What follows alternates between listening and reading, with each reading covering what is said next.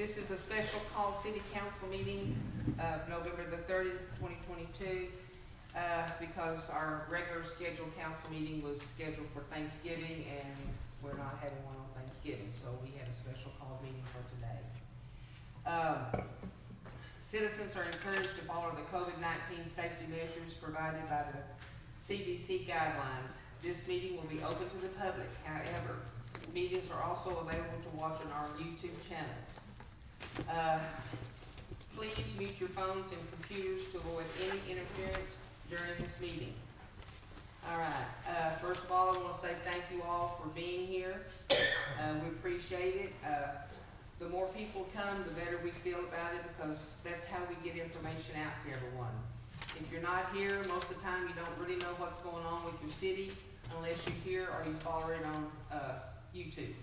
You know, because the agendas are always out there to look at and see what's going to be talked about and discussed during our meeting, and it's always on YouTube.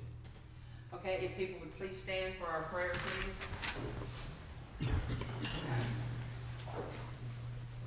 Lord God, I thank you tonight for our city administrator, our city staff, and our city council members. I give thanks for the service they have chosen to take on behalf of all of us here.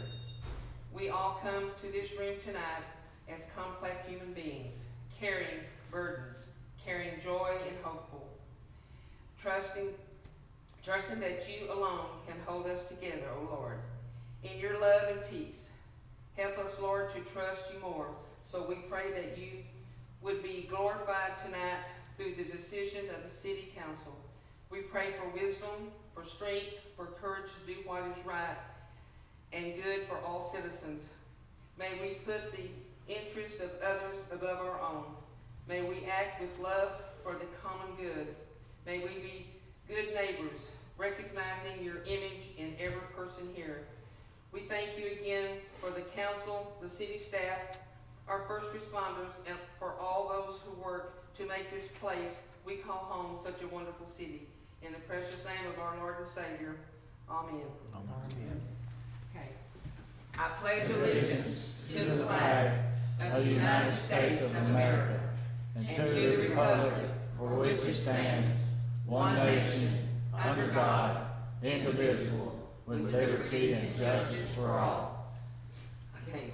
Honor the Texas flag. I pledge allegiance to thee, Texas, one state, under God, one and indivisible. Thank you. You may have a seat.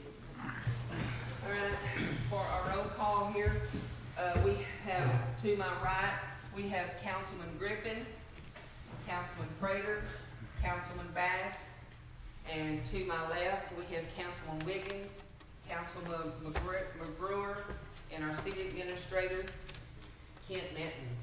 Also in-house, we have our city secretary, Pam Combs, and we have Danielle McGrewer, who is our courts clerk / bottle washer. She does it all. Whatever her and Pam can do, we put it on. We have our chief of police here, Michael Dorsey. We have our code enforcer, Mr. Arnold, and behind, and then the back, holding the back wall up is Gene Sprout. He is in charge of the water department.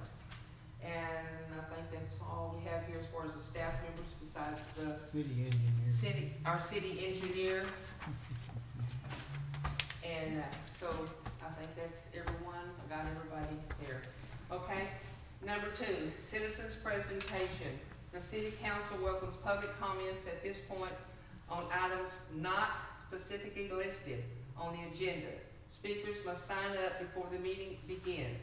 Speakers are limited to 5 minutes each. The council cannot respond to matters not listed on the agenda until a further meeting. Do we have anybody signed up to speak, Ms. Pam? No. Okay. All right, we'll go on to number 3. Texas Community Development Block Grant presentation. Jake McAdams, Regional Project Manager from Public Management Incorporation, will provide a presentation on his firm and the types of projects that can be used with a Texas Community Development Block Grant. Sir?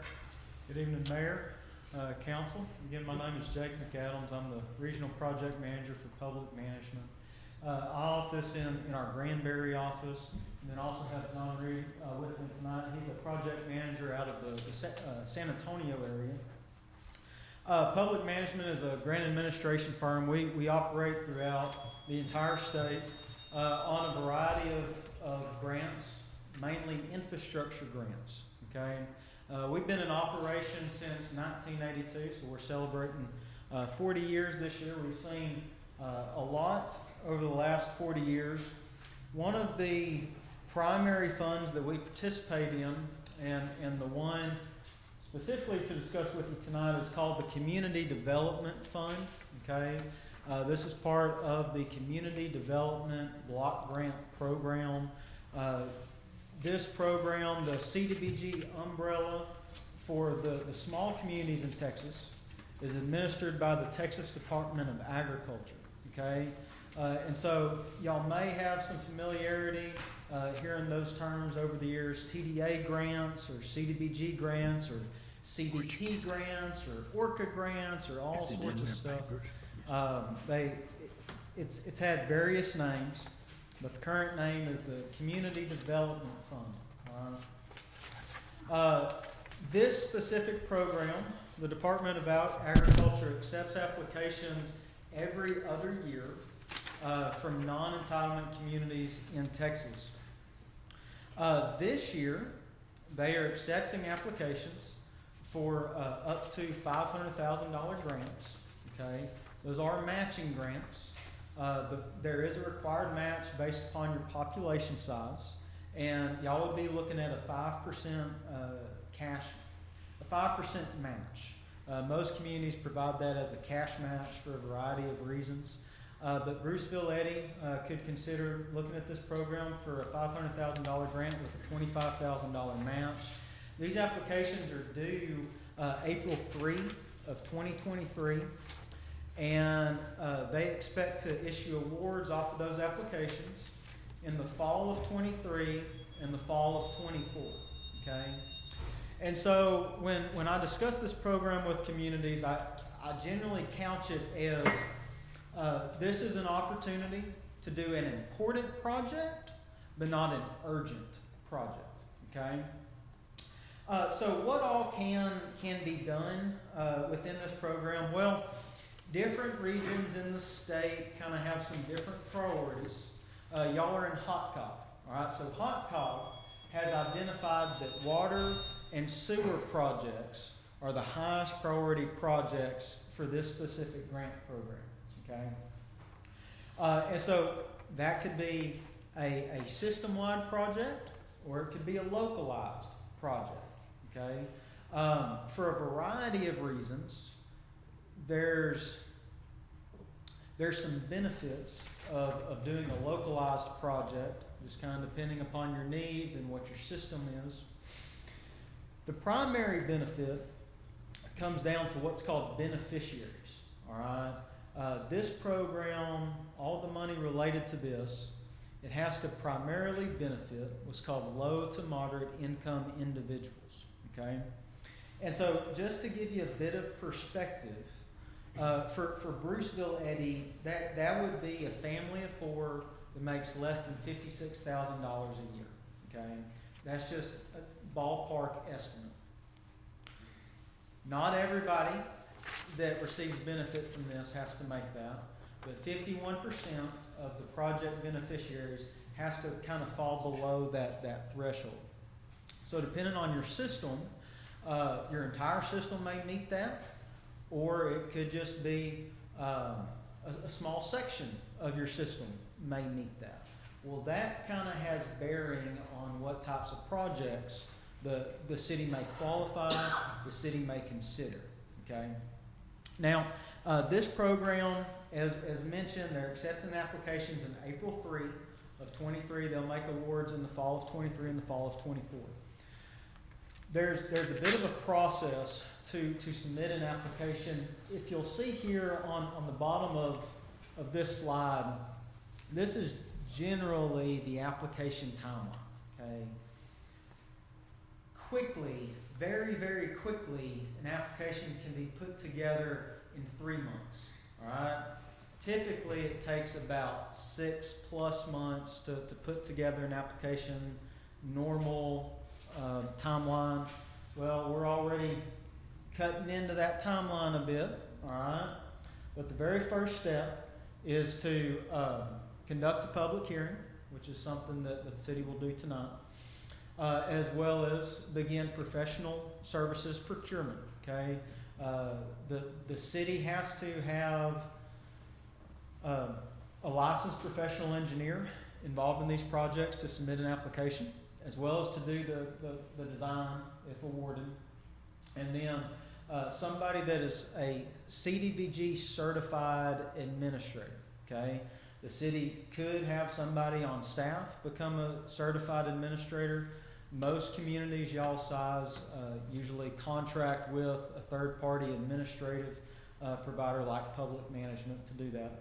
Well, the city would actually have to go through a procurement process, a contracting process, to get them involved before any application work gets started. And then once they're involved, then the city would identify a project and begin surveying for beneficiaries, making sure that the beneficiaries of that project meets that income requirement, which that, depending on the project, can take a bit of time and effort.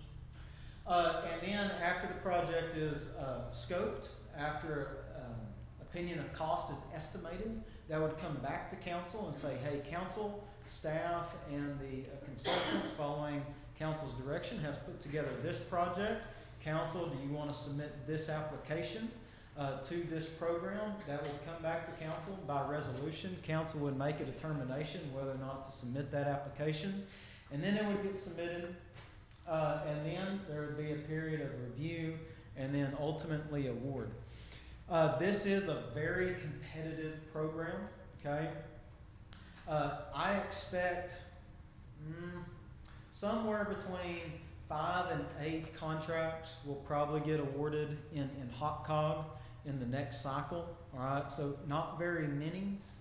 And those are primarily or exclusively going to go to communities that have not received a CDBG grant in the last 6 years, okay?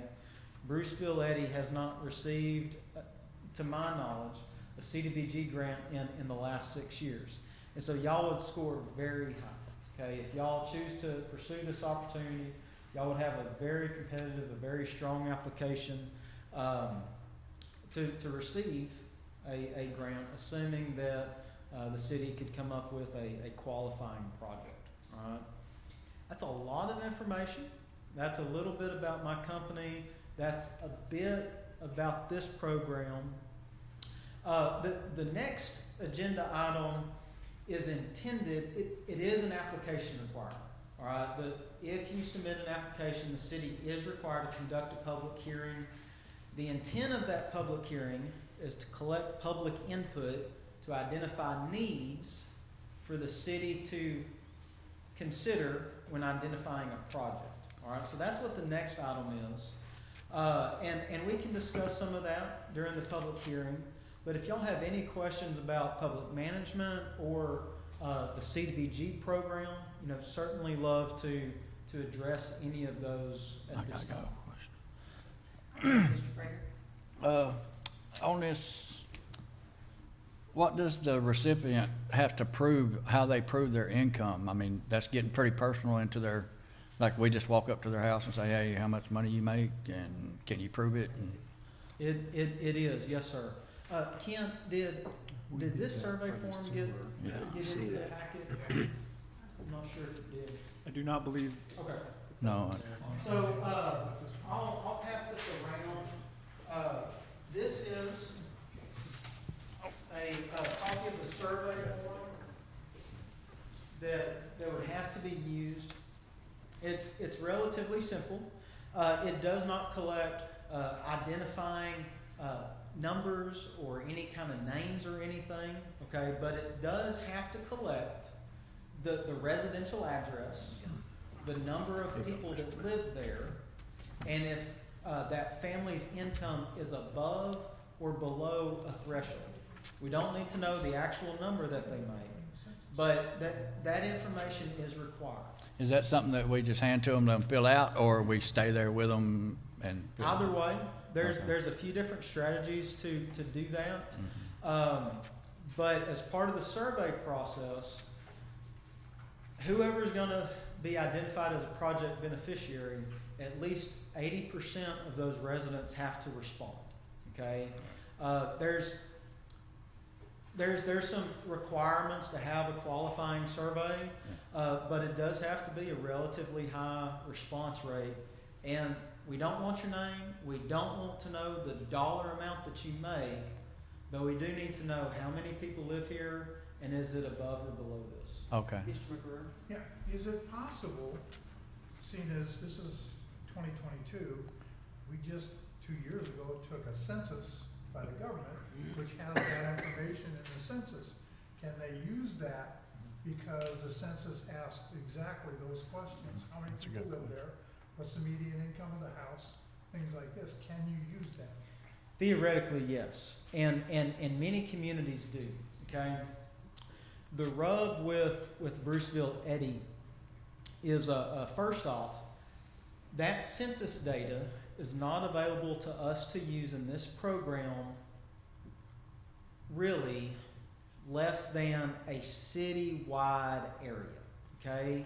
And so that means the city would have to consider a project that benefits all of the residents inside the city limits and no more than the residents inside the city limits, and we could use that number. In addition to that, that statistical number must state that 51% of the residents in Bruceville-Eddy are lower, or at least 51% of the residents qualify as low to moderate income. Bruceville-Eddy does not have a 51% citywide low to moderate income percentage. I failed to bring that with me, but I believe, according to the most recent census, that's in the 30s, okay? And so there is not available statistical information that we could use for this program, which then would trigger this survey requirement. Mr. Bass? Recently, I guess, 5 or 6 years ago, we did this exact thing for the sewer, remember? The average income to see if kind of a low income people getting a grant. And we do have a grant and loan already approved from the USDA, Rural Development. Would that interfere with this? Normally, no. I don't know the details or specifics, but typically it would not. Okay. And another question, this is $500,000. If, hopefully we're fixing to start construction soon. It's been 9 years now, on the sewer. And of course, stuff has gone up since we, received that loan and grant. So we're gonna need more money. Can this money be used, say, to, where they dig up the streets, put the sewer lines in? Can this money be used to redo the streets? Or can it be used to, connect the houses to the sewer? Or perhaps crush and fill in the old septic tanks? Can it be used for that? Theoretically, yes.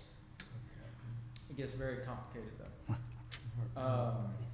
On timelines, on regulatory requirements, whenever we talk about streets, streets do not score as high as water and sewer. So this is something that I've asked TDA about. Hot Cog did not give any points to yard line or first time service projects, so like decommissioning. Yeah. And so we would actually get 0 points for that. So theoretically, but I would recommend against it.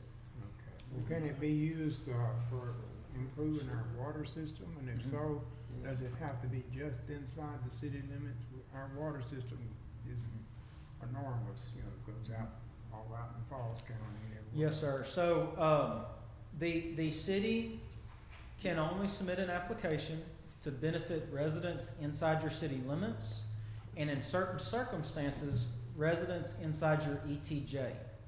If you benefit residents outside your ETJ, it would then become a multi-jurisdictional application, and the county would have to participate and do everything with the city, and it gets extremely complicated and convoluted and messy. I have two more questions. Mr. Thank President? you. The way I'm understanding this is, we pay money up front? Generally, no. No. Which that, I failed to mention what it is we do. Okay, Right. so public management is a grant administrative firm. We are not just a grant writing firm, okay? And so, we would assist the city, submit the application. We actually don't charge a fee to help y'all submit the application, okay? Our fee, is entirely contingent upon, well, one, y'all awarding us a contract, and then two, the city actually receiving the grant, okay? Only after you receive the grant would we start having billable services. And what those services include is, these are federal dollars. And so that comes with those federal regulatory requirements, Yes. right? Generally, our scope of services would include civil rights and fair housing requirements that come along with this, reporting requirements, environmental review requirements, coordinating with the engineer on procurement activities, and then labor standards, assisting with the financial management, review, coordination amongst all parties, and then dealing with the funding agency and final program review and audit. Okay, that's what we do. Okay. To answer your question though, the city would have some flexibility in how to structure the budget. Okay, generally, what I like to do is structure the majority of the city's matching dollars to go towards construction, so that gives the city a significant amount of time to kind of save up to plan for, prepare for that, okay? This is not a grant that the city would have to spend your match dollars before you get anything else. You could, but you don't have to. So if we didn't get the grant, it's cost us nothing? We wouldn't have anything billable. Typically, the only thing that it costs to submit an application is a couple of publication costs. Depending on specifics, that may or may not be necessary. Okay, so it's not a big gamble that we're gonna No, lose sir. a bunch if we No, don't? sir. Okay, No, I sir. got you. All right, thanks. Okay, all right, moves back to the last question. Okay, it is now, what time is that? 5:23. It is now 5:23. This council meeting is closed. It is 5:23. The public hearing is now open. Public hearing is the Texas Community Development Block Grant. Council to hear public comments regarding the city intentions to submit an application for a Texas Community Development Block Grant through the Texas Department of Agriculture. Now, anybody want to talk about this? Yes, sir. As most of you know, all of you know, have served as a city engineer for a long time. The city has applied for this type money before and received grants for this type money before. And if you drive out 107 headed toward Moody and you look at that big elevated storage tank that's there at the Ford plant, that was built with this kind of money. Good deal. Okay, there's some other projects that were also built with this kind of money. And my recommendation to the city for the last 6 or 8 years has been to apply for this. And not unlike a lot of small communities, the administrator or the city council or the staff says, no, well, we can put in that application and we can do all that and learn how to do it. No. I will tell you right now, I do not have one single client that has ever done this on their own. It requires a grant administrator that you hire. Their fees are included in the money.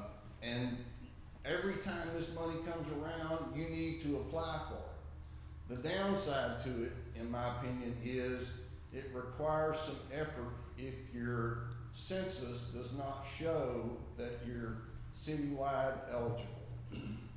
In the previous instances that you've gotten it, and I think you've gotten it at least 2 times, maybe 3 times in the past, you have been citywide eligible. So one of the questions that Mr. Bass brought up is there was a survey done toward the sewer project.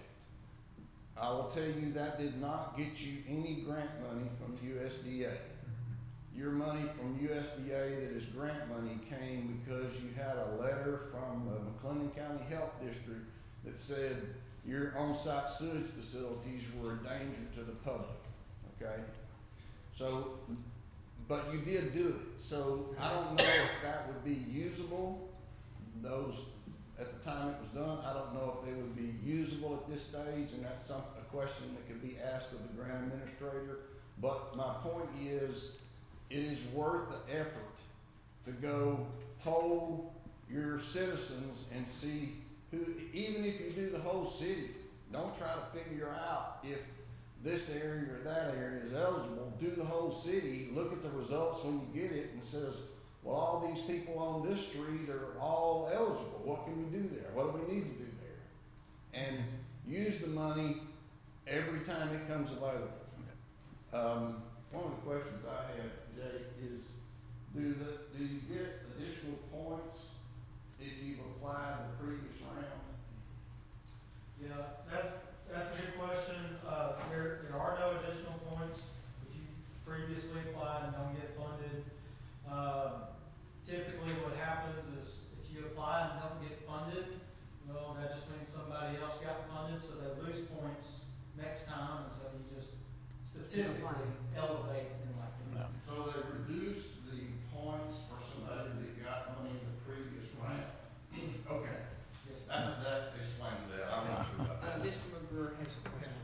Quick question is, if we do the canvassing, and let's say we don't get the grant, we don't have to go back and re-canvass to get that data for the next application process.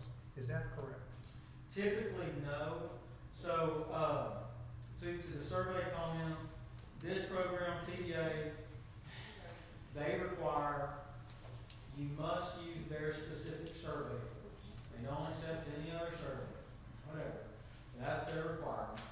But once you collect that survey form for that residence is good for 5 years. Okay? And so that's good for 5 years. Something that other communities have done is they have been able to go into an area that is relatively sparse right now, but they anticipate development will come to that area. Well, they're able to sort of define that area and survey the residents in there, kind of stake a claim to that polygon or something. And they've been able in the past, which is not a guarantee for the future, but they've been able to, in the past, use that survey even after some development begins. And so, again, that's in the past. It's no guarantee for the future, but depending upon what your system is, what your needs are, kind of to Johnny's comment, if you do the whole city and say, hey, well, it turns out census is just garbage and we actually do have 51% citywide, even if development comes in the next few years and that changes to be more affluent, you would still be able to use that survey for the entire city for 5 years. Okay, this is a public hearing, so is there anybody out there any of y'all have any questions about this? Because we're gonna be knocking on the doors and asking what you make, how many people live there. I don't mind putting in the work for that kind of money. Okay, all right, does anybody else up here have any more questions? We've got an administrator that can hear What me. time is it? Yeah, I'll go door to door. Yeah. Okay, it is 5:29 and this public hearing is now closed. It is 5:29 and the council meeting is back in session. Okay. Okay. Thank you, gentlemen. Thank y'all very much. Thank y'all. Feel free to reach out if y'all have any questions. Thank you Hey, very what much. was your name again? What was your name again? Jake McAdams. McAdams. Jake McAdams. I'll leave these cards here. It's on the agenda. It's on the, Oh, is it on there? yeah, right, Okay. yeah. Okay, I got you. Okay. Number 6, Wait a minute. approval of minutes. Council to discuss, consider, and possibly take action to approve the minutes from the October 27, 2022 regular called council meeting and the November 16, 2022 special called council meeting. Mr. Wiggins. I'll make a motion that we approve the minutes from the October 27th, 2022 regular call council meeting and the November 16th, 2022 special call council meeting. And Mr. McGurr seconded it. I second. Okay, all in favor? Aye. Hands raised, please. Unanimous. Thank you very much. I used to say aye. And they go, what? I used to do that all the time. That's Navy talk. That's Navy talk. That's aye. The Navy and the Marine Corps is aye. That's right, that's right. Brothers north. Brothers and moms, that's right. Okay, number 7, Police Chief's Report, Chief Michael Dorsey. You have the floor, sir. Thank you.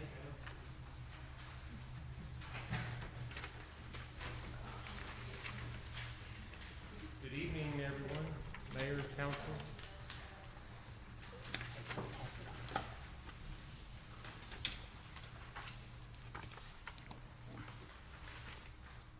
I first wanted to present our police department report for October of 2022. On our calls for service, we had 116. We generated 16 reports that include arrest, offense, and incident. Total of 7 crash reports, citations and warnings, 125. That breaks down to 53 citations, 72 warnings. In addition to that, for the month of October, our police department conducted 232 security checks. We had 42 school zone enforcement activities and 60 directed traffic enforcement activities. Also included in my report, our call type report for the month of October breaks down the different call types that we responded to for the month of October. And then I also included our citation and warning data that gives the description of the offense and the location it occurred. And that will be, in addition, that'll be included in all my reports in the future. On our school resource officer report for the month of October, Officer Basie had a call, 2 calls for service. He conducted 221 security checks at the ISD campus. Total of 2 citations, 0 warnings. Also in October 19th, Officer Basie presented the SB 30 class, which is Senate Bill 30, also known as the Community Safety Education Act.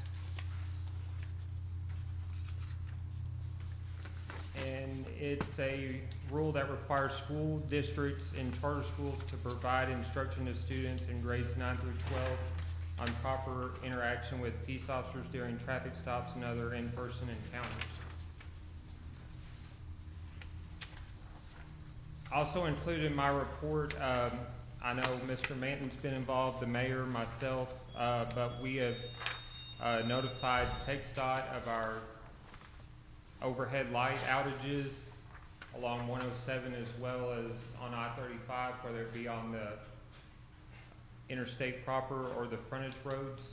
But we compiled the list of all the lights that are either working or out, and I passed that information on to TxDOT, and they did say that they're aware and they're working on it, and they have a contract to get those lights restored in the next 45 days, I believe. Yeah, they said the next 45 days or a couple of months. But they also brought to my attention that some of our lights, or a lot of them, were fell victim to theft of copper wire. Yes. And I actually was not aware of that until this issue got brought up. So I reached out to TxDOT by email and told them that whenever they're out here repairing the lights, to get with me and let me know what we need to be looking out for and how we can help them prevent future thefts of the wire.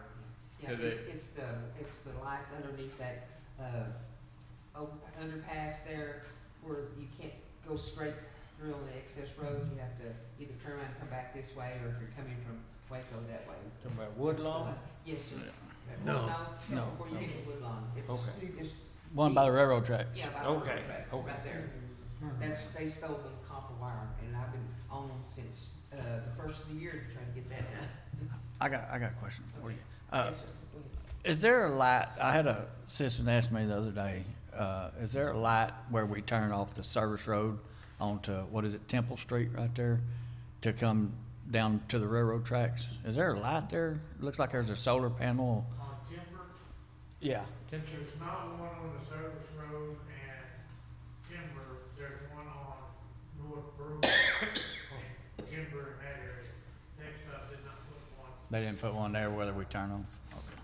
Okay. He was asking me about it, I just forgot to look. Okay, all right. All right, thank you. In my report, I also made mention of an ordinance, and I went ahead and drafted it, and I gave council a copy of this ordinance ahead of time. Mhm. And I will be bringing it back to next month's agenda for vote. But it is an ordinance establishing regulations relating to sex offenders. And this is separate from, what state law requires already as far as anybody that's a registered sex offender, because they have rules and regulations that, the state of Texas has, as well as, if they're on parole or probation, they have other terms and conditions they have to follow. But this is setting a city ordinance of rules and regulations that they have to follow in conjunction with everything else. I know a lot of cities have this ordinance on the books and, is an ordinance. I know Lorena, I actually got this from Lorena and just kind of changed it a little bit to better serve our city, but I just want to go ahead and share it with the council. That way y'all can take a look at it, and then we can come back next month and we can vote on this ordinance. Yes, sir. I wish we could vote on it right now. Me too. Also wanted to inform the council that I am working on creating a citizens outreach committee. I'm not really sure what the official name is yet. But my goal on this was to comprise a committee of citizens that are connected to our community through social media and other outlets, as well as members that are known throughout our community that could provide information ideas to our police department. I went on to say that I know at times certain incidents and information is shared on social media and does not make it to the police department. This will be one of the primary roles of this committee, to bridge this gap and provide information and communication from our community to our police department that I believe the committee would shed some light on issues or concerns within the community that would aid in helping our police department with respect to public safety and public service. My initial thoughts on this would be to comprise a committee of 3 to 4 members, maybe more. I thought 3 to 4 would be a minimum that would meet on a regular basis. I was thinking at least once a month. We had furnished the room, we would use the old council room at the police department. We'd meet at least once per month to discuss any concerns or sharing any information with our police department. If you know of anyone that would like to participate, or if you have any recommendations on who you would like to be on the committee, you can let me know. I do feel strongly about having citizen input and involvement to help our police department be the best they can be. That's a good thing to start up too. So, it never hurts to have extra eyes and ears. Yes, sir. The Yes, sir. citizens see Absolutely. things that we may not see, and there Oh, may yeah. be a lot of things that can aid us, and I just think that if we work together. But they're gonna want information put out also. Right. Like you shared with me the other day when that guy got arrested, you asked me to put it out there. Right. That was a good. I think what I'll do is, I kind of stayed away from forming our own police department Facebook page just due to the amount of time it takes to Yeah. monitor it and to be responsive on there. And so I'm thinking, you know, having someone on our committee that can do that work for us. Yeah, that's perfect. Yeah. So Thank you. we can have a speaker or what, you know. A mouthpiece. But I also thought maybe, you know, for these meetings, we could have a, like a posted agenda or topics that we're going to discuss, and it could be posted on the city website, just to share, you know, information. Yeah, that'd be good. Also, I did include this, y'all should have it on your desk. I did give an update for our patrol vehicle inventory, all the vehicles we have, current mileage, and so on. That's just an update to previous reports. Okay, Mr. Wiggins has a question. Oh, did you already say something about Officer Savannah? Oh, no, sir, that was my last note here. Okay. Earlier in the month, I did notify council, that Officer Savannah did inform me that he was leaving, going to another agency. He did give me his last day being November 10th. He was supposed to start his new job November 16th. And then I was later notified on November 16th that his start date was delayed for whatever reason. I wasn't given a reason, but he's still in the hiring process, but at this time he's still employed with Bruceville-Eddy. I also wanted to mention that Officer Richardson, you know, he got injured a few months ago helping Lorena, but he has been released for full duty as of November 21st. So he's back on regular shift. Good. So Doing good. we're staying at full staff right now, so hopefully it'll stay that way. We don't want to lose anybody, Uh-huh. but I think we're all working well together and Thank you. everything's good. Thank you, Chief. I'll be back later. Thank you, Chief. Okay, now we're gonna talk with, Gene about the Public Works Director report. Mr. Gene. Okay. So I believe everybody got a copy of our sheet that we've been doing every month as far as, well, the work order report. The number of work orders, leaks. And this was printed the week before Thanksgiving, I believe it was. So, yeah, because Kent wanted it before then.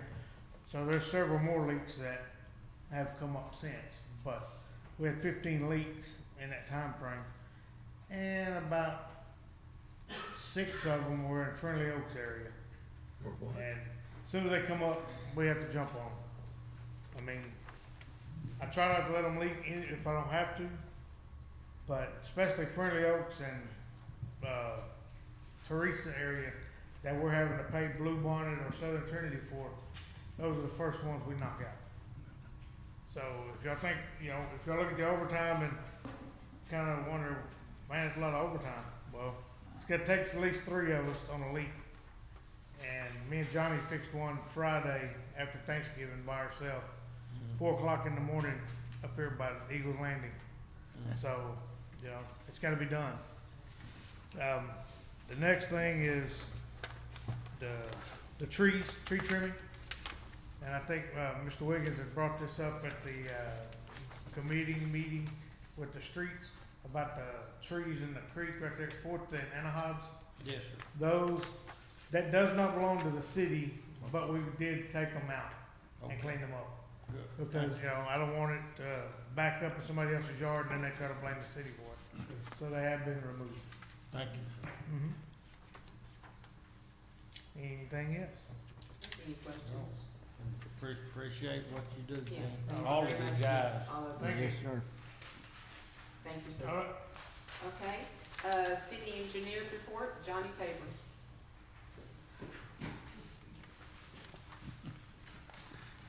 I published a report for tonight's meeting. It just has 2 items on it. One of them is the USDA Rural Development Project, and I think the main thing about that is we issued a revised right-of-way map, and an engineer certificate for that map.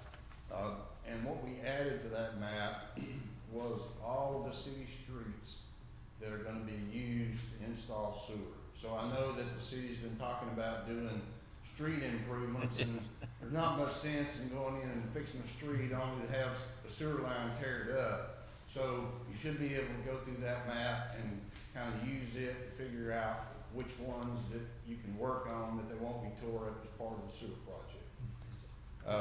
And we're waiting on USDA to issue closing instructions.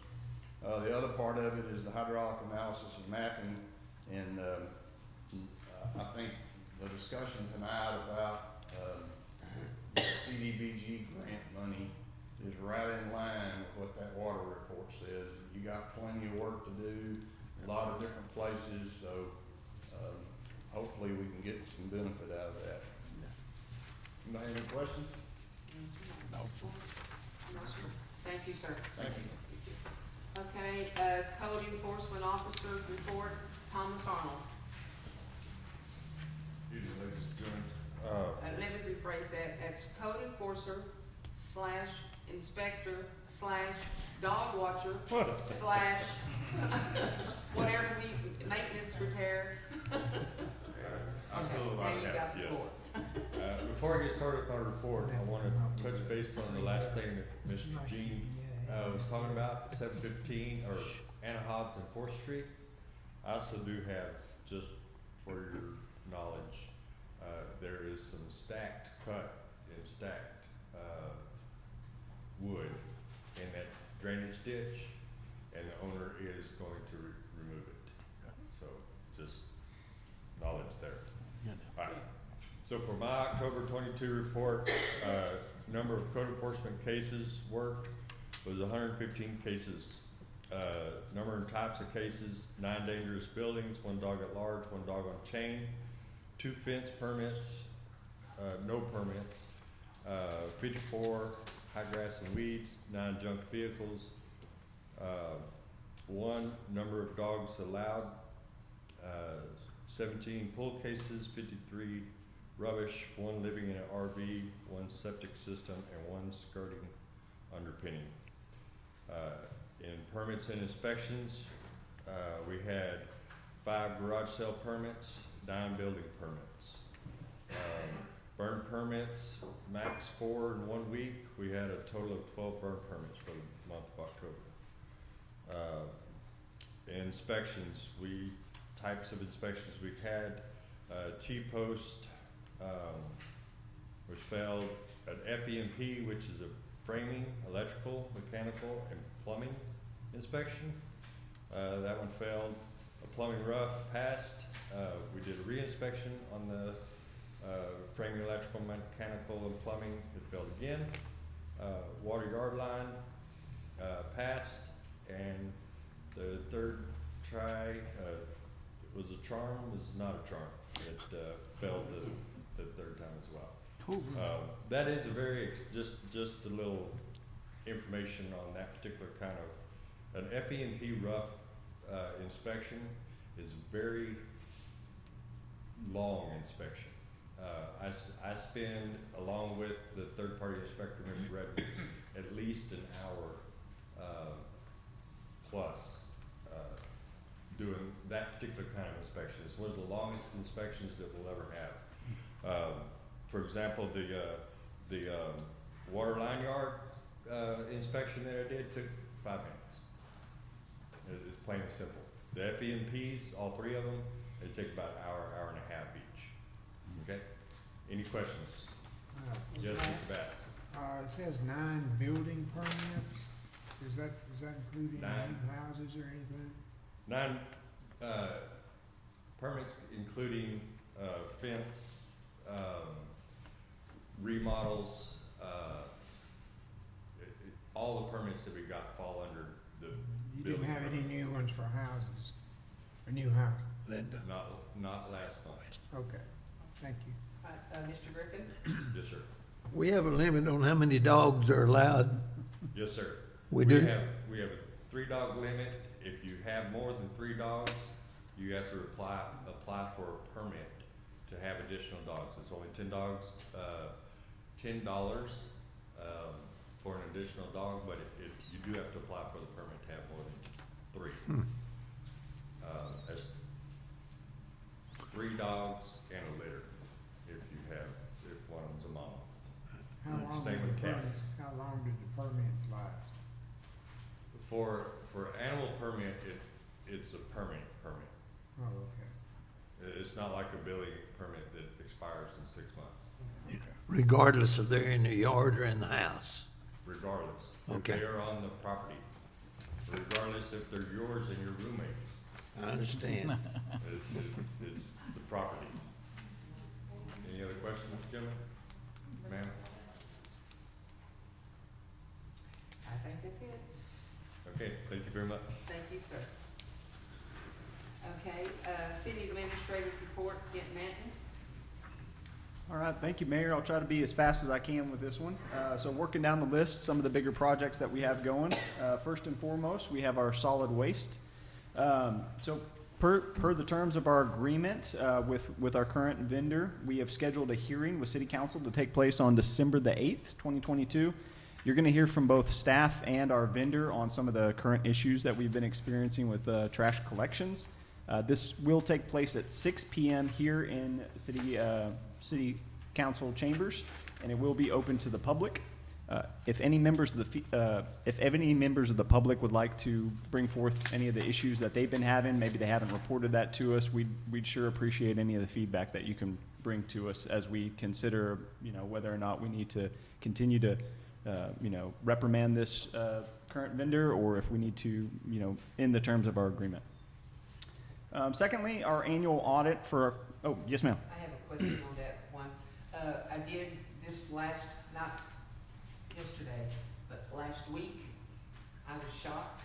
There was 3 people on the truck, and 2 of them was getting off and picking up trash off the road and putting it in the truck. And I thought, I got a picture of it. They must know about the I took hearing. my camera with a picture. I'm gonna give this and show it. This is what it should look like. But anyway, there we go. I'm sorry. Yes, ma'am. To that point, they have been more responsive since getting that notice of a hearing. So, on the audit front, that is currently undergoing. We started with our agreed firm. They came out on Monday, wasn't it? Yeah, they started everything this week. They've been going through all the files. We expect that to wrap up over the next couple weeks, and I'll have a report to council in the month of January, February. Just note on this one that this is a requirement, not only a state requirement, but it's also a requirement for any of the grants and loans that we get. They're going to be looking at not only this audit, but they're probably going to be throwing some extra requirements for single point our way. On the sewer system, okay, so we are currently awaiting our city attorney to sign off on the exemption certificate. This was USDA requirement. They wanted one modification. They wanted us to state that we have no current exceptions to the certificate of right of way. We've been waiting on that since November the 7th. We've been in regular contact with Terry, our representative over at USDA. We've also been in contact with our bond attorney. I did send council a lengthy email on the timeline that we're expecting here. I won't go into the details at this point, but we are looking at a loan closing on this in sometime in spring. There was one additional kind of loop that we've been thrown, and that is the fact that we are going to need to redo our bond ordinance. The last one was passed in June or July of 2021, and all the timelines are out of date. We're currently not expecting a delay. We'll bring forth council a proposal for that with all the bond language to put into a notice in the paper in our January meeting. So that's still on track. Any questions on that one? No? Okay, next one, Street Repair Committee. We held our first meeting on November the 16th. I think it was a productive meeting. We introduced the committee members. We talked about the scope of the project. We talked about the need to review any of our current sewer designs to make sure we're not overlapping, just like Mr. Tabor mentioned. And we also kind of tasked the committee members with actually getting out there, putting boots on the ground, looking at our current streets that we're proposing to potentially put some money into. Our budget this year isn't very big. We're looking at about $36,000 for the entire year, and that includes our regular maintenance and operation.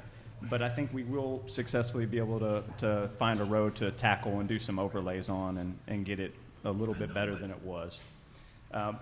As this committee kind of begins its work and makes recommendations to council, eventually the long-term aspect of that, we'll look at dissolving this committee and we'll roll everything into that infrastructure planning committee that we approved at the previous council session, and then we'll kind of look at our bigger long-term goals on the streets, whether or not we want to look at some taxing or some bonds to accomplish what we'd like to see with our streets.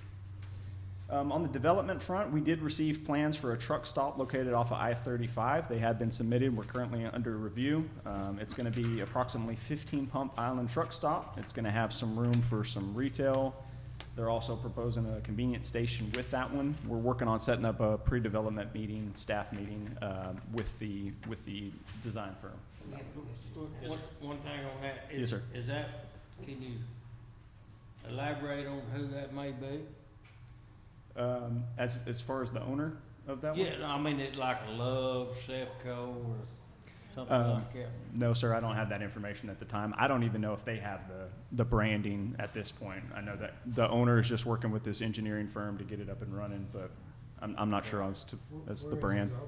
It will be located off of I-35 over the old KCEN TV location. So they're putting it just off to the south of that property, but their plans, what they've told me, is that they're going to be demolishing that building. Is it the same one that has the sign in Lorena says coming soon? No, that one's Foodies. That one's going to be a different company to my understanding, but that one I think is going to be in our CCN for water, which is surprising. So, any other questions on that one? I know that's exciting. We need a gas station around here. That truck stop, that's right like on the line of Falls County. Is that gonna be in Falls County? I'm not 100% sure on that one. No? Okay. But do we get the taxes off of that, or? It will be located inside the city limits. It is in city, City okay. tax, yeah. I was making sure. All right, next one is the water system. We had the hydraulic analysis and system mapping project. It's been completed by our city engineer. We did that they finished that up on 10/19. We heard from Mr. Tabor and Chris on 11/16, and we have moved forward with establishing an infrastructure planning committee. I'm in the process of reviewing a couple of citizen members to that. I've heard several different recommendations. If you have anybody else who you think might want to serve on that, send them my information or pass their information along to me, and I'll make sure to reach out and see if we can't get them on board. We don't have a whole lot of incentives, just passion for our community and maybe some coffee and cookies and stuff. But, it is an important thing. So we're also going to be considering reworking our water rates tonight to make sure that we're properly funding all the compliance and infrastructure needs that this water analysis, showcased. And then we had a tree donation. Those trees were both installed. That was Mr. Bass's son that donated that one. The city also purchased a tree with our budgeted monies for the year. Both installed outside, staked down. Thank you, Gene, for getting all that squared away. And then I got word this week that somebody else is wanting to donate another tree. So it's spurred a movement, it looks like. So we'll be working with them to see if we can get us another tree up here at City Hall. And then lastly, the public auction has wrapped up. All items were sold, which was to my surprise. I thought we were going to have some trouble with that trailer that's missing an axle, but nope, sure enough, somebody picked up on it. So we're netting $50,000 on that one, approximately. It's going to be split between the general fund and water funds, and we picked up everything except for the trailer, right? That's scheduled for next week. So very successful overall, and we'll be using those monies to purchase a new vehicle for the water department. Yeah. And that is all I have, man. All right, thank you. Okay, we're gonna move number 27 up next. Selection of a new city attorney service. Council to discuss, consider, and possibly take action to select a new city attorney. Council will receive recommendations from the city administrator and choose a candidate to appoint at a further future meeting. All right, so I hope everybody's okay. We'd like to move this item up a little bit because we know we have some folks waiting in the audience for this one. So we will be looking at selecting between two possible candidates for our new city attorney. I think I kind of went into detail last time about the need, so I won't touch base on that one again. But as part of my research, I did review 9 firms from across the state. They've been researched. 5 firms were solicited and interviewed for these services for the city of Bruceville-Eddy, and 2 firms were selected as finalists. So just as a reminder, some of the guidelines that I used, I wanted to make sure that we had an affordable rate structure that allowed us to stay on budget. I thought that was important to the council. Also wanted to make sure we had a wide berth of experience, history, practicing municipal law, and I think when they have a few minutes to speak, that will definitely highlight it. And then number 3, I wanted to make sure we had a team mindset with other firm attorneys, paralegals on board, willing and able to kind of help us out. You know, not every situation necessarily needs a full attorney's review.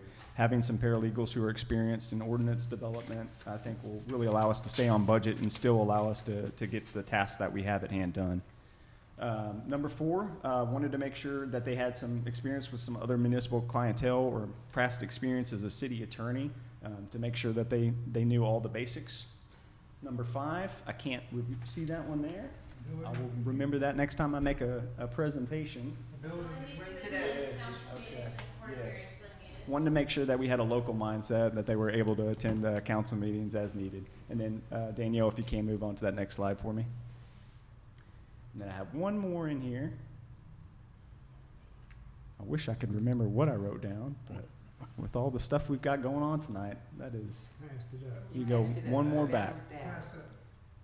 And number 6, just having a commitment to regularly and effectively communicate with BE staff about the projects that we have and any of the requests that we have for their services. So just to keep in mind, for council's knowledge, we will continue to utilize TML on those basic questions that come up about, you know, what our legal ramifications could be or what we can and can't do. That's a service that's provided with our membership in the league. And then I've got some calculations here that Danielle performed for us that kind of give us some overview of the cost differences between what we're paying right now and what we would be paying moving to a new city attorney. I'll bring those into play a little bit later after we have opportunity to hear from our potential candidates. And then I wanted to give you an update to everybody. At the last meeting, I did mention that we wouldn't be moving away on our prosecution side, but Naaman Smith and Lee did inform me that this would be a package deal and they would pull out of the prosecution services, even though we have been happy with our municipal prosecutor. So that's not a problem. Both of our candidates do have the ability to provide a prosecutor, so we shouldn't have a problem with that one. But that's all I have, Mayor. And at this time, I'd like to move on to the next slide and offer an opportunity for the candidates to come up and speak. You can go one more. All right. So, Mr. Bullock, would you come up and introduce yourself in about 3 to 5 minutes to speak to your firm? Oh, you have a question? Sorry. One thing, Kent. Yes, sir. You said Naaman Smith and Lee, the package deal. What about Mr. Clyde and the bond? Good question. I did have that one in my recommendations. That will not affect the bond. That's somehow separate on that one. Mr. Blights is still continuing on with his work. Okay. Good question. Mayor, council, it's a pleasure to meet you. My name is Brad Bullock. I'm a partner with the law firm of Messer Fort and McDonald. I've actually represented the city of Bruceville-Eddy before in the past. Mr. Bass, you might remember the Ferguson case. I also represented the city in some sewer easement issues that you had back then, worked with Johnny Tabor before. It's a pleasure to be back here. I just want to tell you a little bit about myself and my firm today. I also have with me I've got Nicole Warren here with me. She's also out of our Austin office. Nicole, would you just tell them what your background is real quick? Hi, my name is Nicole Warren. I come with about 18 years of municipal law experience. I've worked for the city of Waco as an assistant city attorney, the city of Temple. I see my former boss here. I've also been a judge at the Fort Worth Municipal Court and the chief assistant chief associate judge of Williamson County. So I come with a lot of experience. Most of it has been in municipal law, and I have experience working with general law cities as well. So I look forward to serving you all if we get the opportunity. So, I am a 27-year lawyer. I started off my career in government working for the state of Texas in the Texas House of Representatives. I worked for the city of San Antonio as an assistant city attorney. I've been an assistant city attorney for the city of Bernie, for the city of Euless. I was the city attorney for the city of Blanco, which is also a type A general law city. Currently, just in the Austin office, we are city attorney for the cities of Gerald, the city of Madisonville, city of Westlake Hills, the city of Schulenburg and Bartlett. Those are all type A general law cities that are all about the same size and have some of the same issues that y'all face. I live in Gerald, Texas. So I know that one of y'all's issues and concerns is having someone close by and local. It actually takes me about 40 minutes to get here from my house to your city hall. It takes me 45 minutes to get from my house to the Austin office. So I'd rather come here. The thing that I want to impress upon you about the law firm that I'm with is that all we do is municipal law. I can promise you that there is not a question that you can ask that someone in my firm will not be able to answer. Challenge accepted. Like I said, I'm a 27-year lawyer, Nicole's a 20-year lawyer, but what you're getting if you hire MFM is about a 400-year lawyer. Because collectively, that's how much municipal law experience we have as a firm. We have offices in Austin, we have our Frisco office up in the DFW area, and we have an office in Abilene, Texas. Every Monday, we have a staff meeting of all the lawyers and paralegals. And any given meeting, we go over, okay, we've got this council meeting on this day, we've got this EDC meeting on this day. Every single time somebody raises a question, hey, I've got a question about X, Y, Z. This last time it was a charter question. Any given time, 2, 3, 4 people are gonna pop up saying, oh yeah, I've handled that before.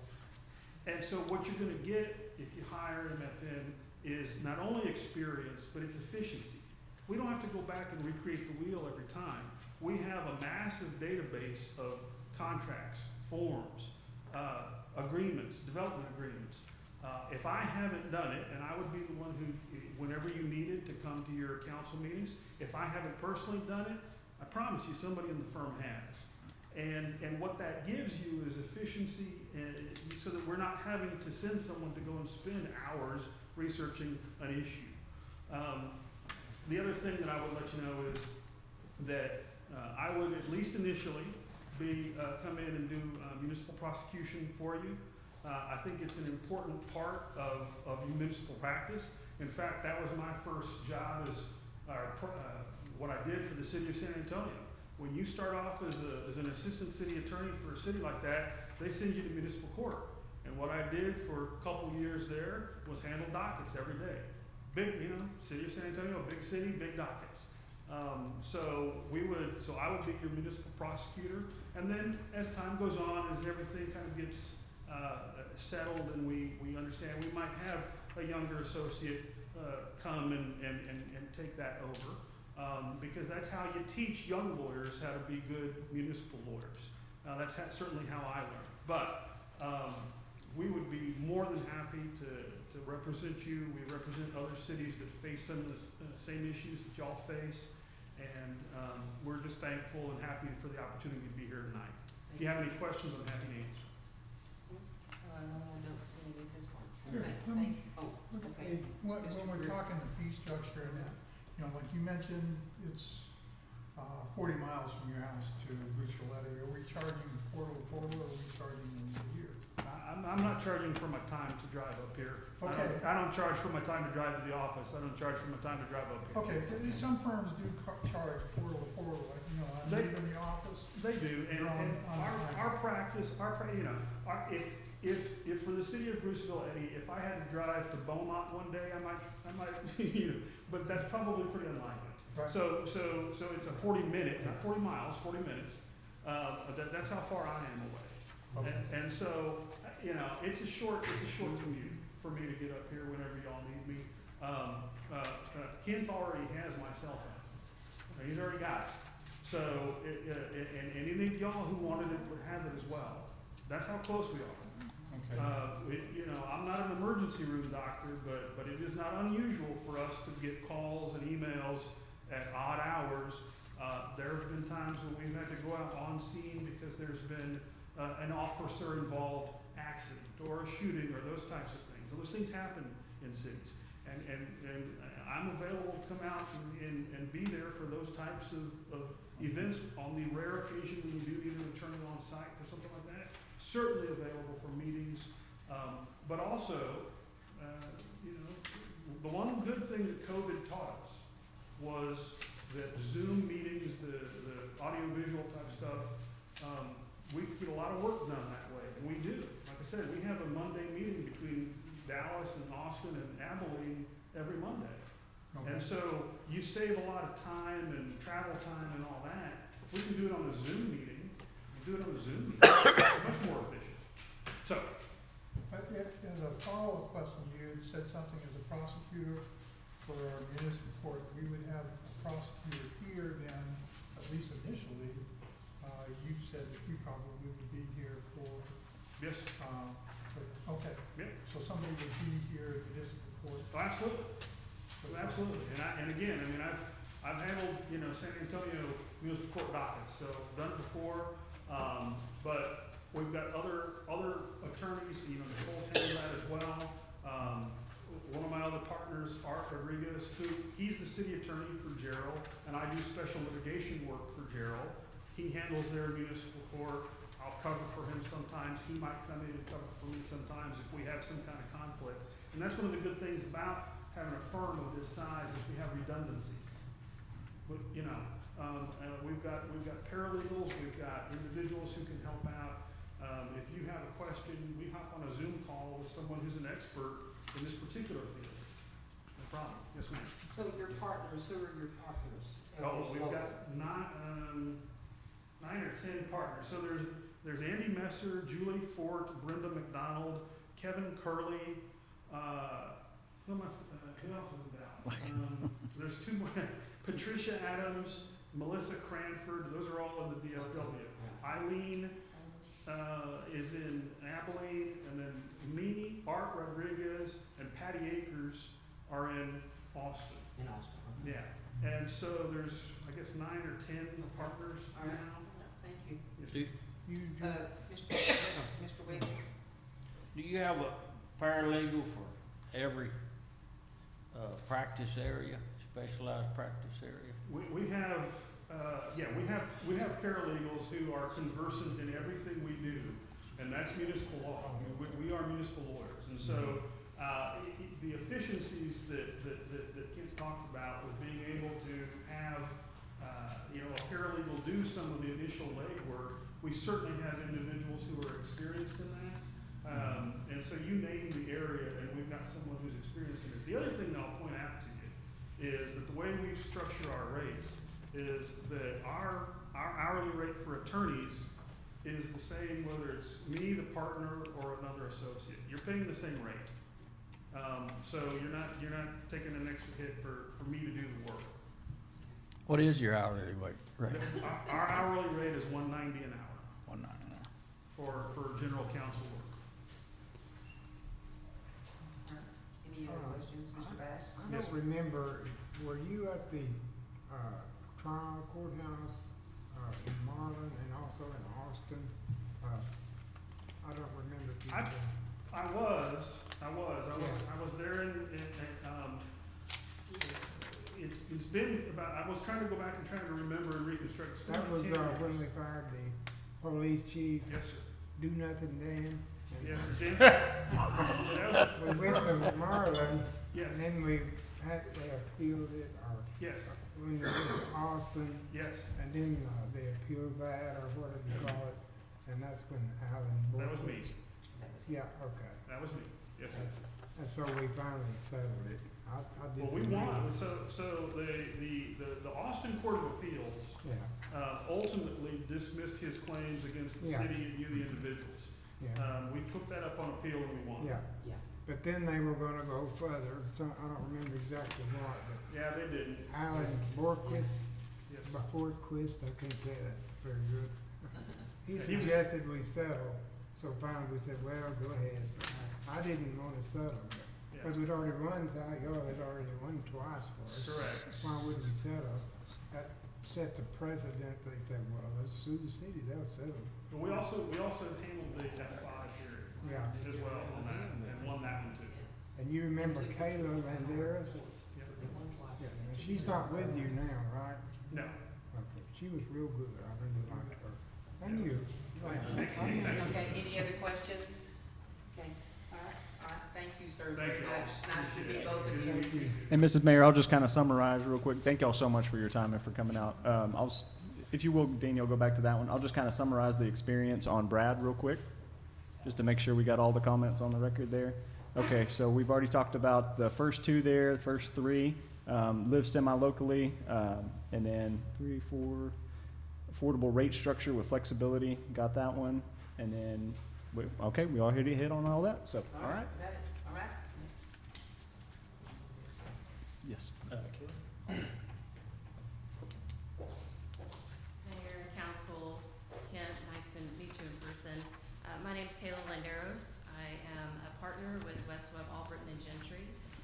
We're in the Temple office. So West Webb, if you did do any research on it before the meeting, started in College Station, and that's where the main office is. They've been around about 40 years. And a couple of years ago, one of my very good friends from law school was a partner there.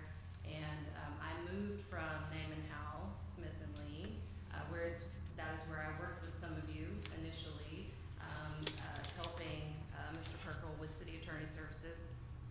Moved away from there to West Webb, and they opened the Temple office. So that's where I office out of. I have with me Gloria Elder, who is the paralegal in our office. Gloria and I go way back. She was the paralegal at City of Temple when I was there as in the city attorney's office. So we had 7 years together at City of Temple. She stayed on at the city after I left that position, and very recently decided she wanted to make a move, and I was thrilled, and so she has joined our office. I want to say that I am not going to tell you that I can do anything more or better than Mr. Bullock and their firm. That is an incredible firm, very well respected in the area of municipal law. So I'm just going to focus on my experience and what we're trying to do in the Temple office at West Webb. So you all know I was city attorney in the City of Temple for 5 years, a deputy city attorney for a couple of years before that. But that's where my municipal experience comes from. And so in my 5 years as city attorney, some of this is outlined in our proposal as well. But we did the whole, world of municipal law, right? Everything from prosecution to economic development, platting, zoning. We did a ton of right-of-way acquisition during those 5 years when I was city attorney. I think I outlined in there we acquired about 200 parcels, easements over that 5-year period. And I don't tell you that so much for the numbers, but to tell you that that was a huge undertaking. And I think that it showed for myself and Gloria, who was instrumental in that, the whole team, obviously, at City Attorney's Office and Finance and Management, that we can put together big projects and do big projects and handle them efficiently and effectively. So that's something that we did there that I was really proud of. So in the proposal that we gave you, listed out the services that we would provide, and they're pretty much everything, right? Anything that you need, we're gonna be able to do, much like what you just heard from Mr. Bullock as well. And so prosecution services are involved. Similarly, I would initially take the lead on that with the help of a younger associate, because it is usually that's the progression of an attorney's career in municipal law, starting out with prosecution. So that would be the team there. As far as just, regular day-to-day contracts, writing ordinances and resolutions, obviously that's something that Gloria and I both have a great amount of experience in. Gloria, when I was city attorney, drafted every ordinance and resolution that went before council for, about a 9-year period or so, 8 or 9 years. So she can do that, probably in her sleep. And so, those day-to-day things are very normal to us. Open Meetings Act questions, Public Information Act questions, all of those issues. While I am a partner at the law firm, I also teach contract drafting at Baylor Law School. So drafting contracts is something that I try to teach to young lawyers, and I'm sure they find it very exciting. But I really enjoy that. It's important to me to put together documents that protect the client. And so I'm happy to answer any questions. I could ramble on and on, but at some point I start to get embarrassed. And so I will answer any questions. So yeah, let me just say, I'm 20 minutes, from our downtown office to here is 20 minutes. So quick drive, and then the associate that I mentioned is actually in our Waco office.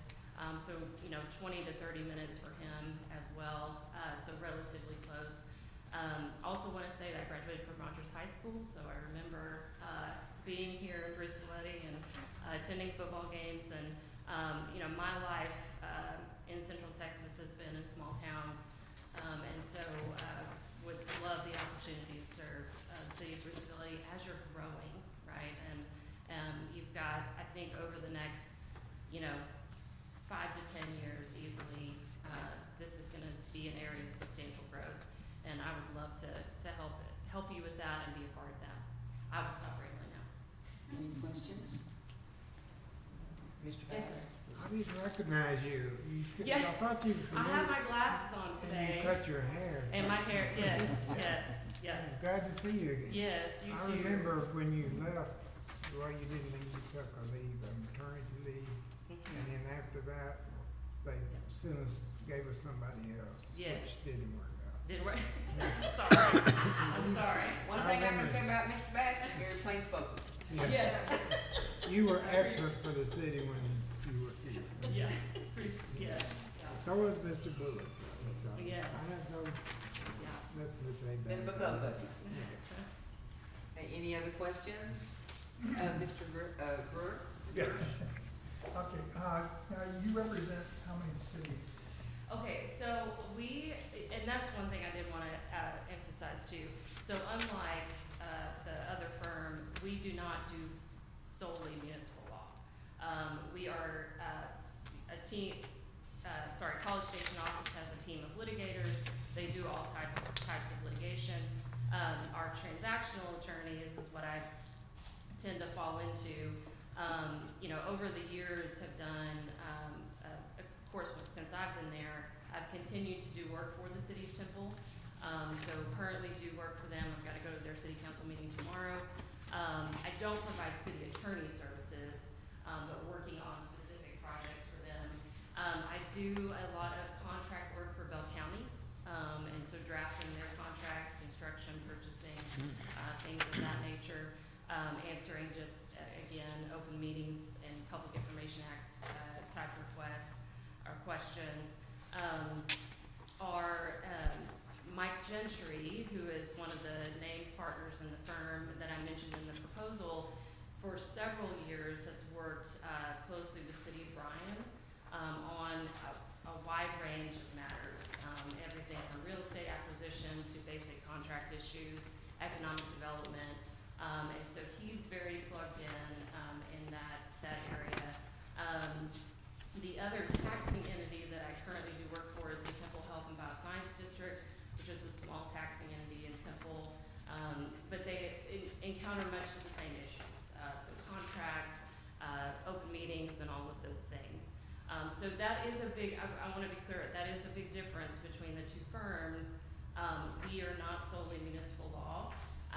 As I have tried to build the Temple office, that's something that I want to continue to build as a practice. And so when this opportunity came up, Mr. Wiggins actually reached out to me. I jumped on it because it's an opportunity for us in the Temple office to continue to build municipal clients. And this is a great, obviously having experience with Bruceville-Eddy would be a great opportunity for us. As a follow-up, when you have 30 attorneys in 6 offices, so you Yes. kind of Spread out. It is. Is that, how would that affect the availability of attorneys for like our council meetings? You know, I'll be honest with you, you're gonna get mostly me and Gloria. And so, and then Chris Yeager's the young attorney I mentioned in the proposal, who's in the Waco office, you will see him a lot too. It is very important to me to be responsive. So if we engaged with you all, my request would be, you know, if you all need to reach out to me, that Gloria is always copied, or because if I'm not available, she can find me. But my personal rule of thumb is that you get a call back or you get an email back within 24 hours. That's important to me because even if I just say, hey, got your email, I will give you a call tomorrow, just so that you have a response, right? And that's just my own personal way of doing business.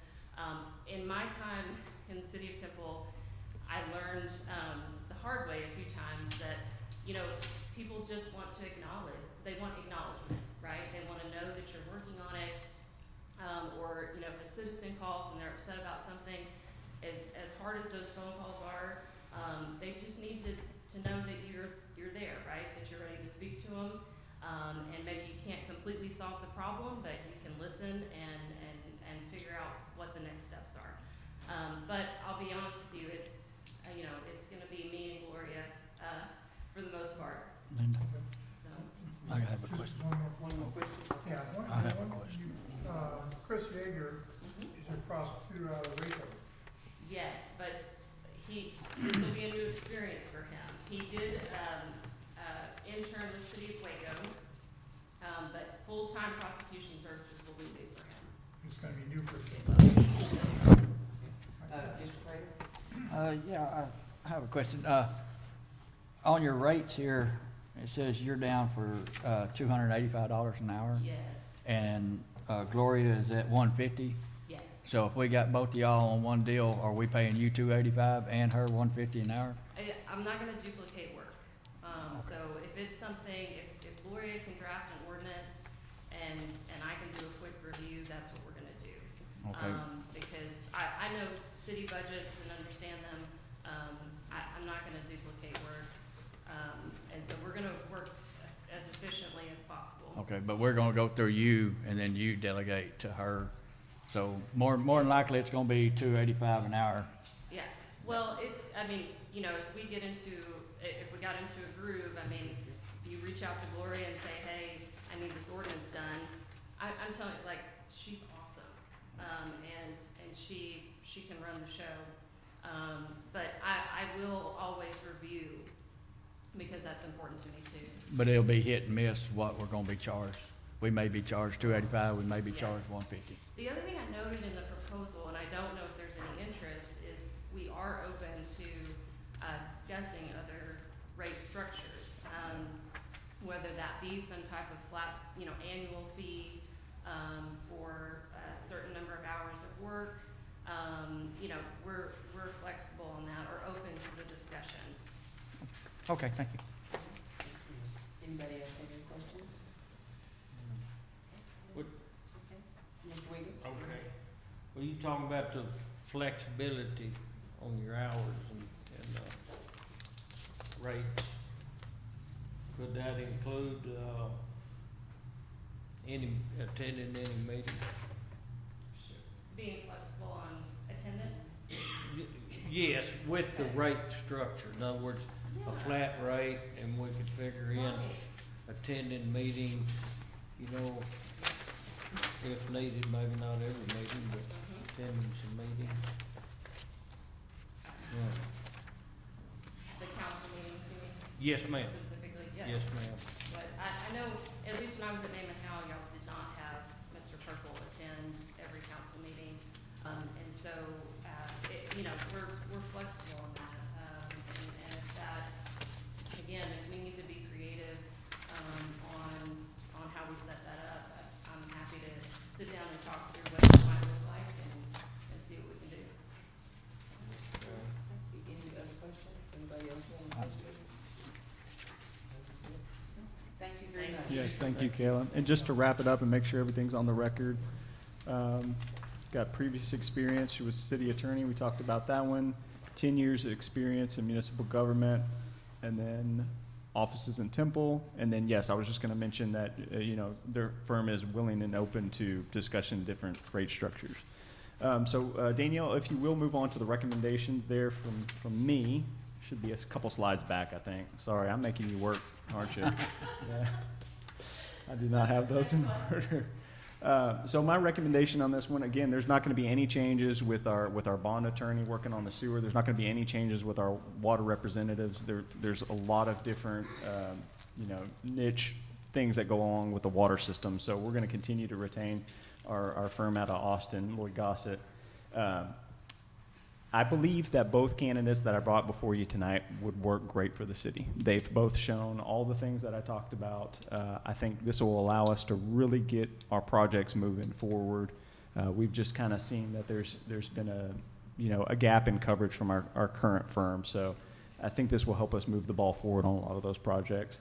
So either firm that you select tonight is going to be a win for us. So I really appreciate your consideration on this one. Just to wrap it up here, some just generalities on how much we're looking at spending. So in November, we had 8.35 amount of hours billed that we paid out. October, 3 hours billed. September, 3. But we have stuff sitting on our current city attorney's desk that we need to have some responses on. What was the total hours? So this past month that we were billed for, we had 8.35. In October, we had 3.15, and in September, we had 3.5, and that's at a standard rate of $185 an hour. So you're looking at $18.50 per month is kind of what our average is on that one. If we were to go with 10 hours, which is what I'm expecting on average. Right now, if we were to go with MFN, worst case scenario, we're looking at about $1,900 per month.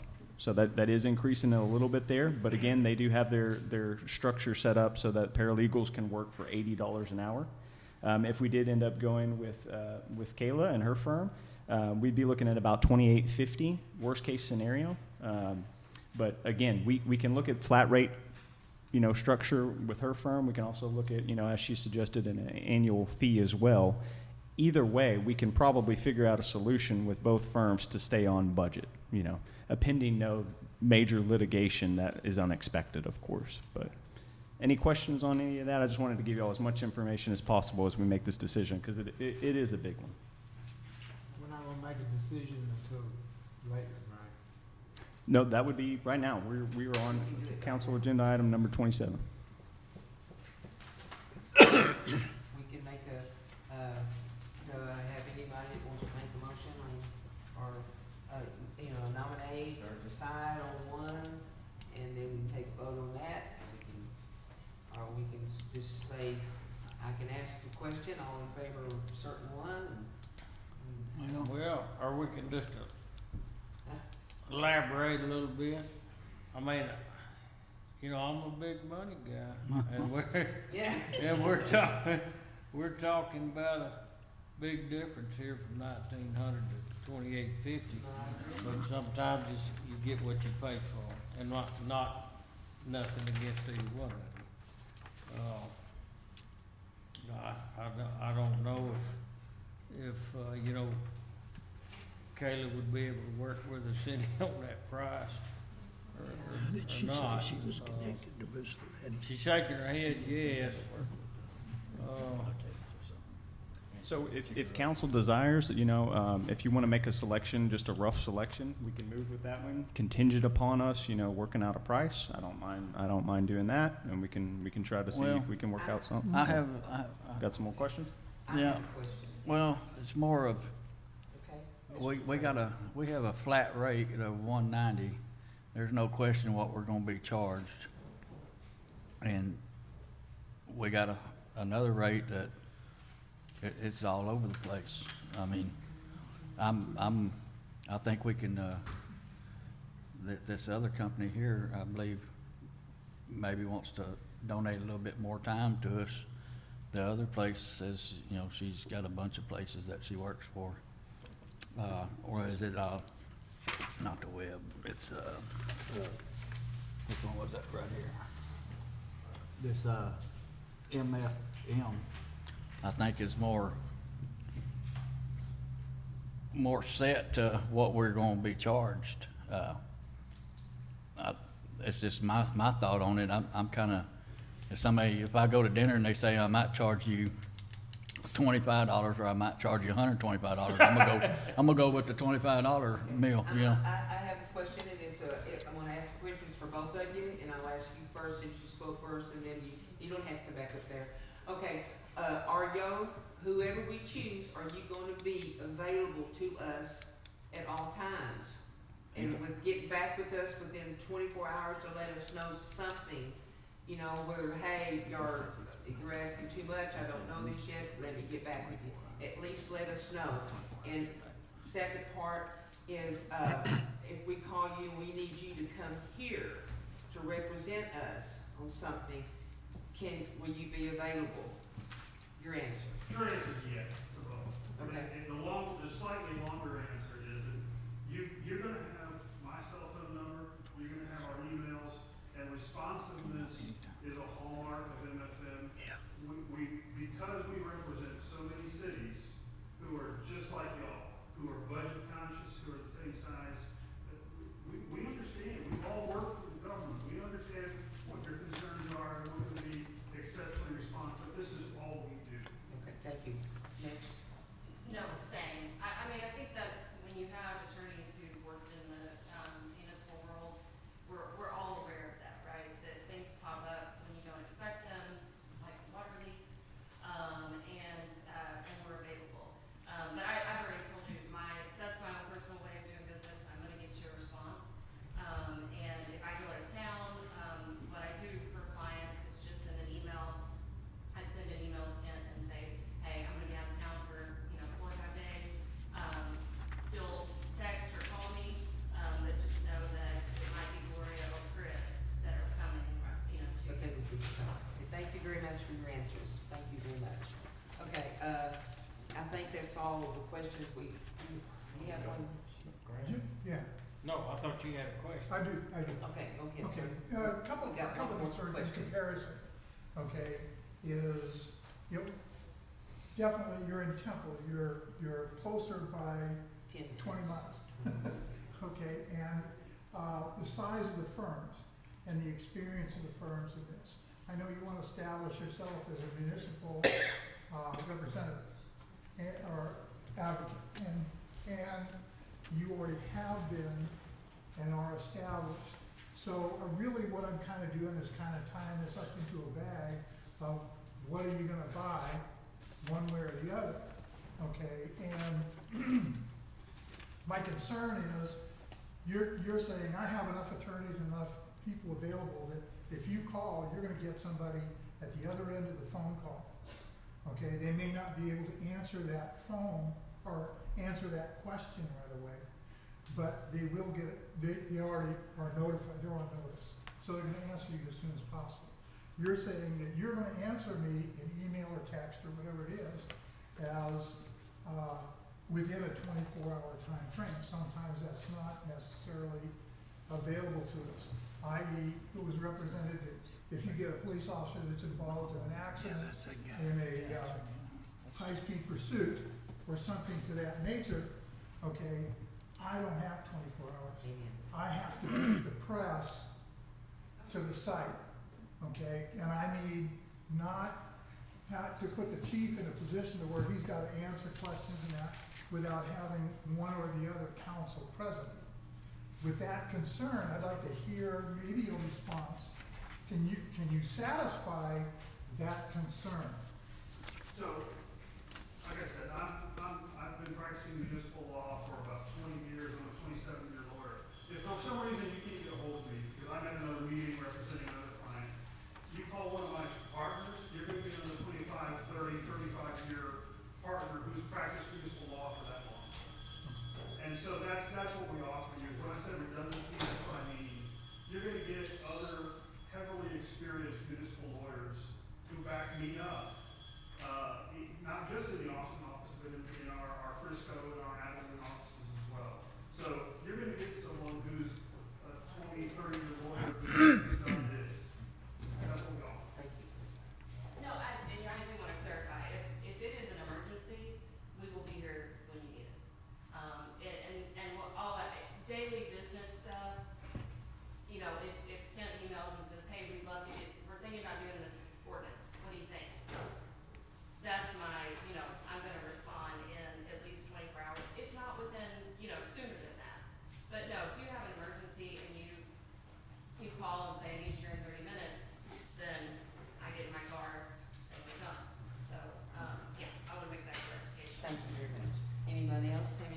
before we move on? I have one. Okay, Mr. Griffin. I want to ask her, how many cities do you represent now? That's what I mentioned earlier. I do work for Temple, but I'm not their city attorney, obviously, anymore. Do work for Temple. Our firm does work for City of Bryan.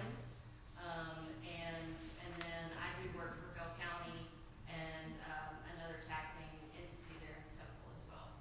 So, Thank you. All right, so. Do we need to take a vote? Okay, do we have any of, we can table this or we can take a motion? Make a motion.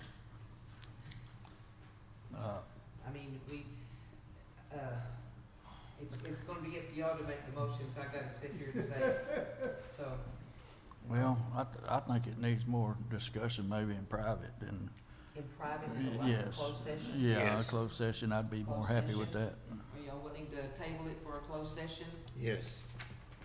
Not tonight, not tonight, but maybe December the 8th or 5th, whatever day it is, we're coming back. in So December. we have some council meetings moving up. I'm not 100% sure if this one is going to be subject to personnel matters. That's one of the opportunities that we have to go into executive session. I would have to consult with the attorneys on that one. I We mean, got some sitting right here. Can we go into the executive session and talk about y'all? We've got, You can, okay. see, Yes, we you can. said we can't, so Yes. why can't we do it now? I can do say that. we do it now. Yes, All right. absolutely. What time is it? 6:42. It is now 6:42. This meeting is closed while we do the executive session, and we will return shortly. I need to stretch anyway.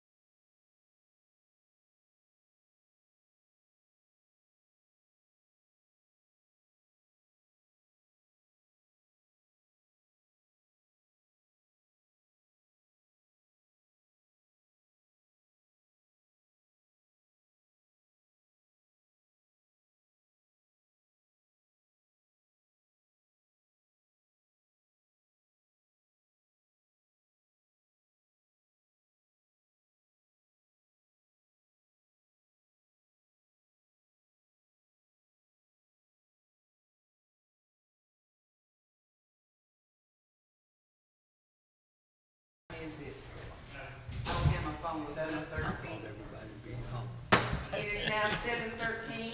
The city council meeting is, the executive session is over. It is 7:13. The council meeting has,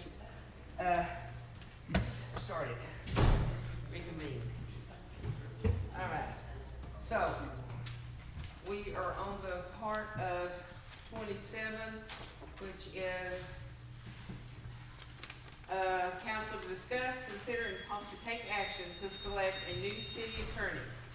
Council will receive recommendations from the city administrator and choose a candidate to appoint at a future meeting. I'll make a motion that, we give this, FMF, a shot at our new city attorney. Do I have a second? I'll say. Okay, got a first and a second, all in favor? 3, 2, or Oh, 3? no, I got Okay, it. 3, all right, 3, 2. All opposed? 2, okay. Motion has been made to, select, MFM, if I'm not saying it right. Master Fort McDonald. Yeah, McDonald, and, I'm gonna get my notes here. Okay, council has, taken action and selected a new city attorney. Council will choose a candidate to appoint at a future meeting. Okay. That's it. Thank you all for showing, thank you all very much.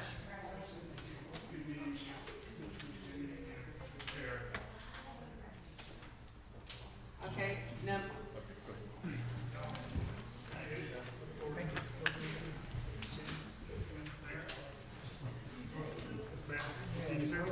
Thank you, sir.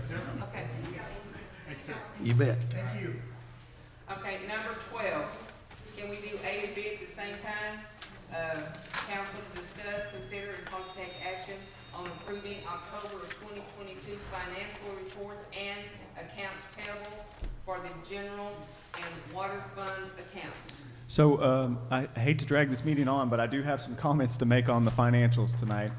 Just to let everybody know, we are undergoing an audit currently. And so with our finance director being out, we have yet to close the fiscal year 2021-2022 books. So what that is doing is it's throwing off our year-to-date comparative analysis. So just wanted to kind of put that out there for any motions that are made. Yeah, Mr. Wiggins? Okay, given, what Mr. Matten just stated, it's gonna be my recommendation and motion that at this time we, table the table about approving the October 22 financial reports for the general water fund accounts and the payables for the general water fund accounts until our January 5th, I believe it is, meeting. January 5th, okay. All right. Do we don't need to take a, we need a second, anybody want a second? I'll that? second it. Okay, The accounts Ms. payable. Pam, If y'all are depending on Esther being back by then, she won't be. I don't think she'll be back, but she won't have time to get everything done. That's true. We did discuss that one. Should we look at approving at least the accounts payable? Would that be? And we can also call Open a for council special, called meeting later on in that month, if need to, you know, or maybe not the first part of February or something. Accounts payable. What were you gonna say? I was just saying, if council is up for it, you know, just approving maybe the accounts payable and allowing the other financial documents and item A to go on to the next one. Or, you know, I don't think we're gonna have any legal constraints if we kick it all down the road. But like Pam was saying, Esther will probably need a little bit more time. However, she is working on closing out this fiscal year from home. We just don't know if she's gonna be able to knock everything out. All right, Mr. Rivera? I'd like to note that when we looked at the documents that were submitted to us, and it does say we're out of balance, and so if we were to approve it right now, Yeah. we would be approving the out of incumbent upon us to wait until we can balance it and approve a balance. That's on item A you're talking about, Yeah, item A. but not item B. But now, No, they both say out of balance on the bottom. Are they both? Yeah. yeah, Counts they both? are. Now, I will say this, I had concern, and prior to the meeting, our, what's his name, Adam, yes. Adam with our, audit firm was here, and I showed him what, my concern was, and asked him what he recommended, and his recommendation was to postpone all of them. A and B. Yes.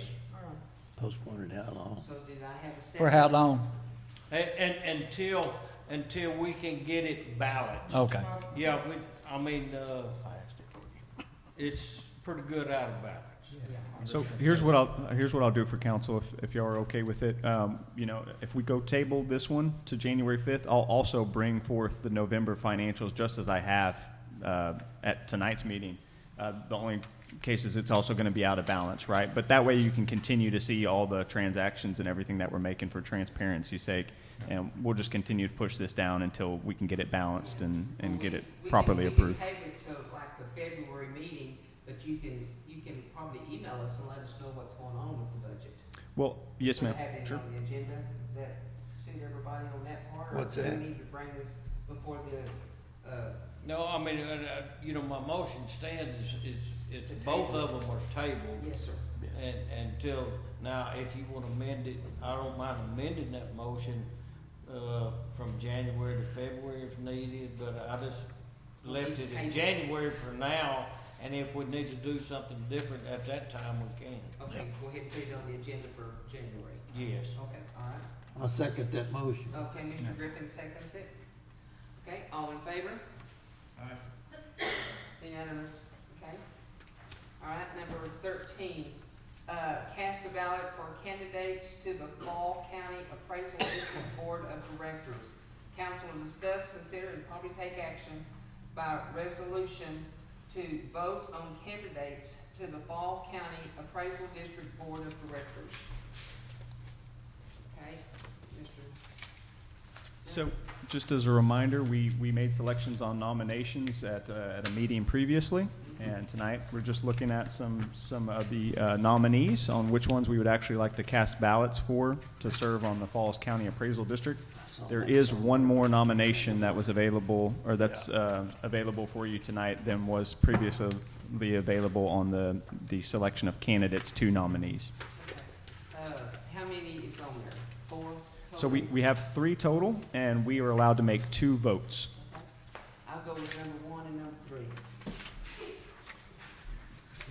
I don't know none of these people. Well, I don't know any I'll of say this, that I looked up all 3. Yes, sir. Now, Miss Brilene Terry is, on is vice president at a bank in Marlin. Yeah, she'd be good. And so I think she'd be well qualified for this position. Me too. And I couldn't find anything on the other. That's why I said, I knew 1 was good. Yeah. But that's why I said 1 and 3. Yeah, I'm good with, 1 and 3. yeah, I'll make a motion that we go with, number 1 and number 3. Anybody want to second that? Mr. Bass seconds that. Sounds good. All in favor? Unanimous, okay? Sounds great. All right, number 14, equipment purchase, mini excavator.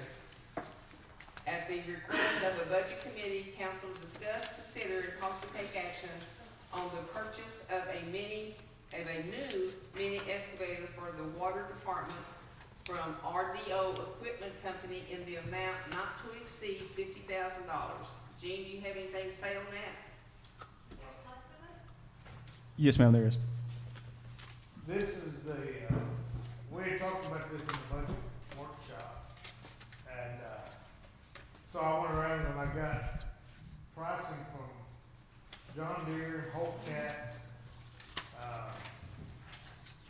Kubota, and this one came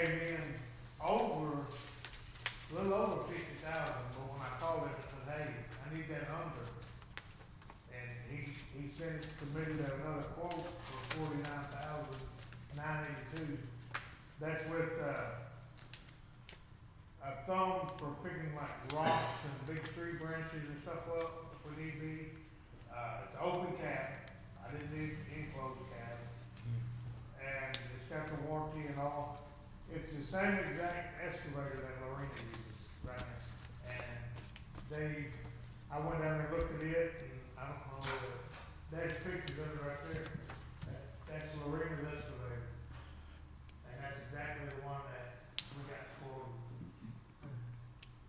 I have a question. Are they having problems with theirs? No, Okay, sounds no, good. matter of fact, they had a 12-inch leak Friday on the transition line from Robinson to Lorena, and that's what they used to fix that 90. Mr. Wiggins? What is that where it says used 2017 John Deere 35 HD 18? $844. I don't know, I'll have to call him and find out. Isn't that the bucket? It's probably gonna be 18-inch bucket. Yeah. 18-inch bucket, probably. He probably found us one instead of a brand new one. Okay, this is, oh, it don't come with a bucket? Yes, it comes with, A smaller bucket. it'll come with a smaller bucket. Okay, Yeah, and then that thumb, the new 2020 yeah, I see that, thumb is on there. yeah. And that's one thing they don't have on their excavator is that little thumb. Okay. Okay, Mr. Wiggins? Okay, we had this on the budget, I think it'll be, Gene, said that they would really like to have it, it'd really help them out. And so I'll make the motion, just where we'll be clear here, because this says, expiration date on that warranty will be in September 16th, 24, so we'll need to make sure that, clarify that, it'll be 2 years from the date we purchase it, right? Right. Okay. And we're looking at a delivery date of hopefully mid-December. Okay, so I'll make the motion with that we purchase this and not to, purchase this, not to exceed, mini excavator, not to exceed $50,000. I have a second? I'll second. Okay, Mr. Prater seconds it. Okay, all in favor? Okay, unanimous? Okay, congratulations, Gene. Thank you. Okay, number 15, equipment purchase, fuel depot. Council discuss, consider, and possibly take action on a council member's request for Chief Michael Dorsey to purchase a fuel storage tank and fuel pump using monies in the FY 2022-2023 budget asset forfeiture account, and approve the financial director to make any necessary budget amendments needed to compensate for this unfunded supplement to the approved budget. Chief Dorsey will present both new and used options along with pricing and availability. All right, I saw that somewhere. Yeah. The main reason I wanted to bring this to the table tonight is to find an option for, above ground fuel storage, primarily for the police department vehicles. And then I was also hoping to get, a big enough tank to offer, fueling for the city vehicles and then also the fire department if they so desire.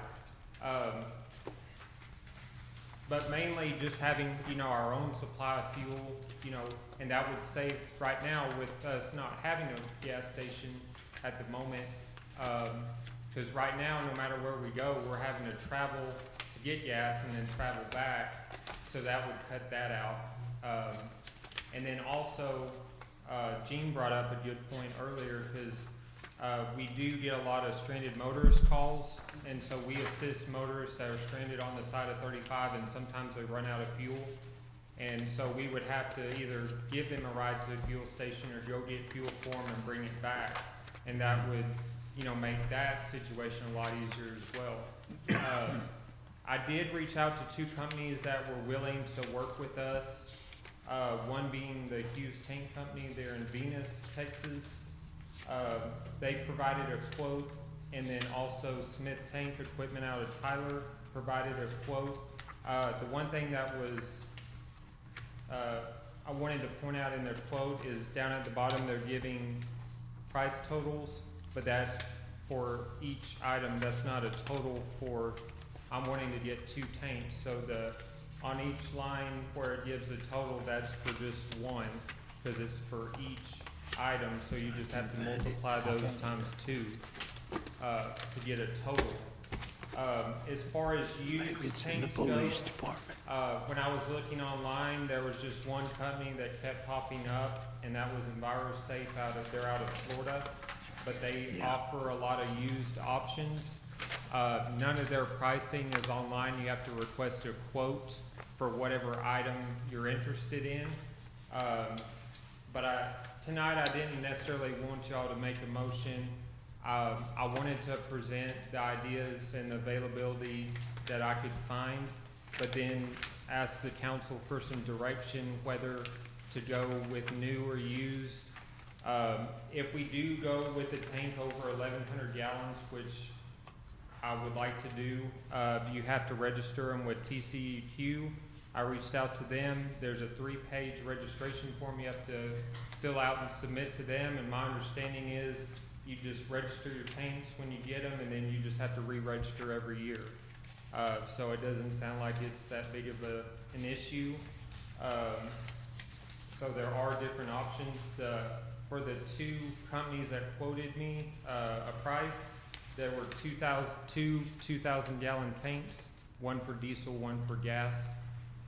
And then the only other option I wanted to mention is Mr. McGruer was gracious enough to show me the, help me out. It's the Defense Logistics Agency, ATP site, but what it is, where you can get military equipment that they're no longer using. Yes. And it's excess surplus, and the state of Texas requires that we actually go through the state of Texas to reach to. Right. So I found the application process, because there's a different process, but they offer it to law enforcement agencies, and that's the process we're beginning. There's an application process you have to go through, submit it to DPS, and then eventually makes it to the DOD, the Department of Defense, and then they'll approve it. But there's a lot of steps involved, because upon submitting the application, then you have to go to a mandatory training, an 8-hour. So I would go to an 8-hour training in Austin. If I don't attend that training, then we're not allowed access to this surplus. The training's required. So I'm hoping to attend a training they said they had some next month, but if I don't attend in December, then it could be 6 months plus before they have another training. The application process takes approximately six plus months or so before you get approval and access, but there is a possibility that they would have fuel storage tanks available. I just don't know what they have as far as what they have in inventory, what they're selling. It's not really selling, because whatever we get from them, we're not having to pay for it. So we can get equipment, vehicles, stuff like that, like military vehicles and stuff like that, free through that program. But Mr. McGruer had mentioned that they may have fuel storage tanks, but whenever I do get access, I have no way of knowing what they have in inventory and what they will have inventory in the future. So those are kind of all the options. And then the only other thing, my only concern with used tanks is, I'm sure we'd get a good product. I'm sure there's, inspections and things that it has to pass before they can be resold. But, if we get fuel storage, we're storing, gas and diesel, and there's a lot of, flammable, explosive stuff and liquid, and so do we want to run the risk of having a used tank, and what if it leaks or it could get into our water system? just think about that, whether we should go new, I got it. only go new, or possibly go used and take the risk with the used tank. I mean, those are just kind of things I wanted to clarify tonight. Okay, Mr. Wiggins? Well, now, we can use our asset forfeiture money for this? Yes, sir. Okay. And these quotes that we have, is that installed? It looks like the electrical's not included, but other than the electrical, is that? Yes, sir. Both companies stated that the tanks would come with the pumps already installed as, one big unit. The only thing, they would deliver it to us. The only thing we would have to do is offload it and then get electrical hooked up. So hire an electrician to do that part of it. Other than that, they're ready to fill and be used. Go ahead, sir. Is there any regulations on these fuel as far as the EPA? In other words, they require you to put something on the ground in case of fuel spillage, whatever it may be? Like a containment? Yeah. Yes, a containment, yes. The I ones, would think it would be. Yeah, sure. the ones I've seen have a containment underneath them when they show up Right. for overflow. They actually come in a. But this, what we don't know about this one, do we? I'm not sure on all the specifics on the containment, or if it has to be on like a slab, or, but I can definitely find that out. Okay, is that something that you could find out? Yes, sir. And bring back at another meeting? Sure. And then we could possibly do everything at one time? Cause I would, me personally, I'd rather go with the new tank, I had to. for obvious reasons. But I don't wanna say, yeah, let's go ahead and spend this much money, which obviously that 23,000 with the Hughes company, is gonna be the better deal. But I don't wanna spend that much money and then we find out later that, we can't put no fuel in there until we do this, this, and this.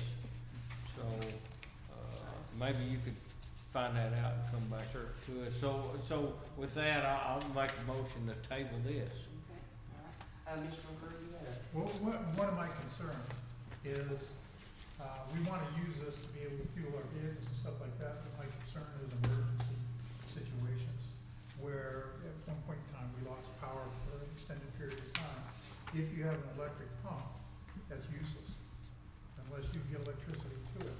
And so we wanna actually have them say, with the pump that they've got, does it have a gravity feed to it? If it's an above ground tank, then does it have a gravity feed where you can bypass the pump Right. and gravity feed the vehicle? So if you lose power, you still can get the fuel out of the tank. That would be a concern. New is always better than a used tank, because the alternative would be you'd have to take and have somebody inspect it, clean if necessary, and so you kind of weigh what's it gonna cost you to inspect it and clean it for a used tank that you get for free over the cost of a brand new one, which is gonna be clean. Okay, and you said you wasn't asking for a No, ma'am. decision tonight, you just want us to have Right. information. I know. Okay, Mr. Wiggins, made a motion to table this, do I have a second? I'll say. Okay, Mr. McGurk seconded it, all in favor? Unanimous, okay. And there's a lot of information, there's a lot of things you gotta think about, because I honestly didn't think about, Yeah, what it has to be mounted on, or, this is all new to me, but I'm trying to provide, as much information as I can. The only other thing was on these quotes for the new tanks, I went with 2,000 gallons. A 2,000 I gallon mean, tank. I wanted to see if the council was thinking, that would be a good number. I mean, I think 2,000 based on our usage Yeah. would be sufficient. Because it's gonna be like for the fire department too, or If they, something like that. if they'd like access One to for it. gas and one for Right. diesel. So, I was thinking at least 2,000 What gallons, do y'all think but about that, Mr. Wiggins? He's thinking about maybe a 2,000 gallon. Yes, Is that, or bigger or something, is that gonna be big enough, you think? I think. well, I think so. I mean, that's what he had, the quote he had was on 2,000 gallons. And he was just asking that question. You think that, Okay, yeah, I think 2,000 would be, and then as far as the fire rating, they just said it had to be a UL 142 double wall, which is what's quoted on from both companies. okay. So I'll find out about, you know, what kind of base it needs to be on, if it has to have, you know, a runoff area or whatever. Appreciate you, Chief. Yeah, just bring back all that Appreciate it. information at our next meeting and should be good. All right, thank you. Sir. Thank you. All right, 16, equipment purchase, emergency siren. Council to discuss, consider and possibly take action on the purchase of a Wayland emergency siren from Safety Con and any necessary budget amendments needed to compensate for the unfunded supplement for the FY 2022 to 2023 approved budget. Thank you, Mayor. So on this one here, we're looking at purchasing a siren. We have had one in the past. That's my understanding, but we don't currently have an emergency siren for the city of Bruceville-Eddy. So this is something that a couple council members, Mr. Prater and Mr. Wiggins, brought to me, asked me to get on the agenda to start the discussion on what we can do and how we can potentially get us a siren. I was able to reach out to one in the time that I had to get a rough quote of what we're looking at doing and what kind of prices we're looking at. My recommendation tonight is to move this down the road to a future session, but obviously let's talk about it a little bit tonight. Yes. and what we need to do. What I researched was a Firehouse Series 3 from Wayland. We're looking at about $25,000 with the install. Fire Chief is here to kind of talk a little bit more about what he thinks, his recommendations on this one. There is currently a pole that is not being utilized that maybe we could use to get us some cost savings on this one. But also, there's also other more economical options that may be able to reduce us below, say, a $20,000 threshold. Now, one more thing on this, I did check with the chief to see if this was something that we could use from our treasury asset forfeiture, because it's kind of in line with safety, right? But I don't think that it's going to hit the mark. That may be something we want to run by our city attorney. But he was saying that he'd be more than willing to utilize those funds for this project if we were legally allowed to do so. Otherwise, we're going to have to look at the budget and see where we can pull in on this one. Okay, I just, Ron, yeah. Well, the only thing, I did talk to Hank Flighter, and he's the emergency coordinator for City of West, and they just recently installed one. this same one? No. Oh. It's a little bit different. They actually have 4 sirens throughout their city, and their cost, they got some grant monies. I didn't get into specifics on what it cost him, but it was well over $120,000. Yeah. Well, is this loud enough that people can hear it if we just have one? I am not sure about that. Well, there's actually one at Green Family Camp for out there. Well, yeah, but that's, I mean, I'm talking about like for the city of Bruceville-Eddy. I'm not sure about So the coverage map, Yeah. you said they had 4 Here's Wayland. the coverage map. Yes. Yes. They have 4, and theirs is triggered whenever the National Weather Service puts a warning in that city. That's their trigger on it. Right. Of course, they can test it, and even they said they were going to test Friday, invited me out. I'm busy on Friday, but yeah, they do have the ability to set it off. What time Friday they said it's gonna be? Yeah, if you let somebody get Butch to call me when they're gonna let it off, I'd like to go hear it if we're, To West. yes. I was at West when they had the explosion. I was right there, first response, yeah. Yeah, this, So I'd like to know what they have now. yeah, I put this on the agenda because it's something that the city really needs. I mean, it's, a lot of the elderly people's not on Facebook, so, they don't know, you know, that, That's something else that he did bring up was, they were utilizing a callback system, a reverse 911. we've done that once before. is a nightmare. Yeah, that's what he said. Yeah, it's a nightmare. Yeah. But, that was something to consider also. Okay. Okay. So Especially since we're so spread out. Yeah. that was one of the things I was going to speak to, is that we are kind of stretched thin, you know, along the I-35 corridor. You'll see in your packets that we were provided with a coverage map for this one, and it does not hit all portions of the city of Bruceville-Eddy. Now, maybe this is just a good starting point. We are central to Bruceville and Eddy here at City Hall, and we are able to hit most of downtown with this proposed siren. But we could potentially look at maybe upgrading this with a couple extra layers in there, and that may broaden that coverage as well, but that's probably going to end up being more money. Now, we could also look into West and see how maybe they applied for some grants for this and see if that's something we can do as well.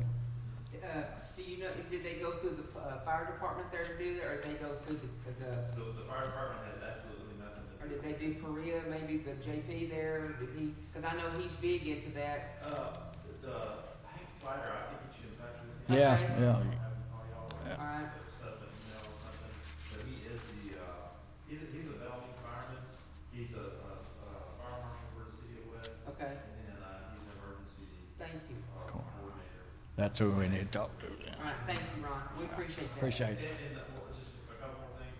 Fire department's behind you on this, and if there's any, use of that antenna, we're more than willing to. We got all of them free, use all you want. Thank you. He's probably, is he the?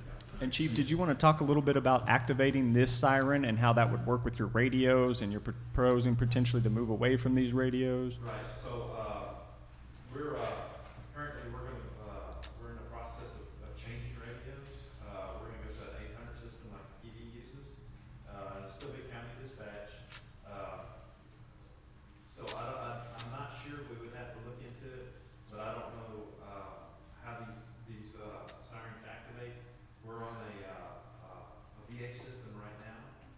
We do plan on keeping those VH radios in our trucks, just so we can communicate with, Falls County, Moody's gonna stay with the regular dispatch, we to be able to talk to them. But this is just, we're just trying to, streamline with the county, the way the county departments are going. Good deal. All right, so, we just wanna. We'll just take action Table or? this and I think we tabled it take in. no action, we're gonna take no action on it tonight. Yes. Okay?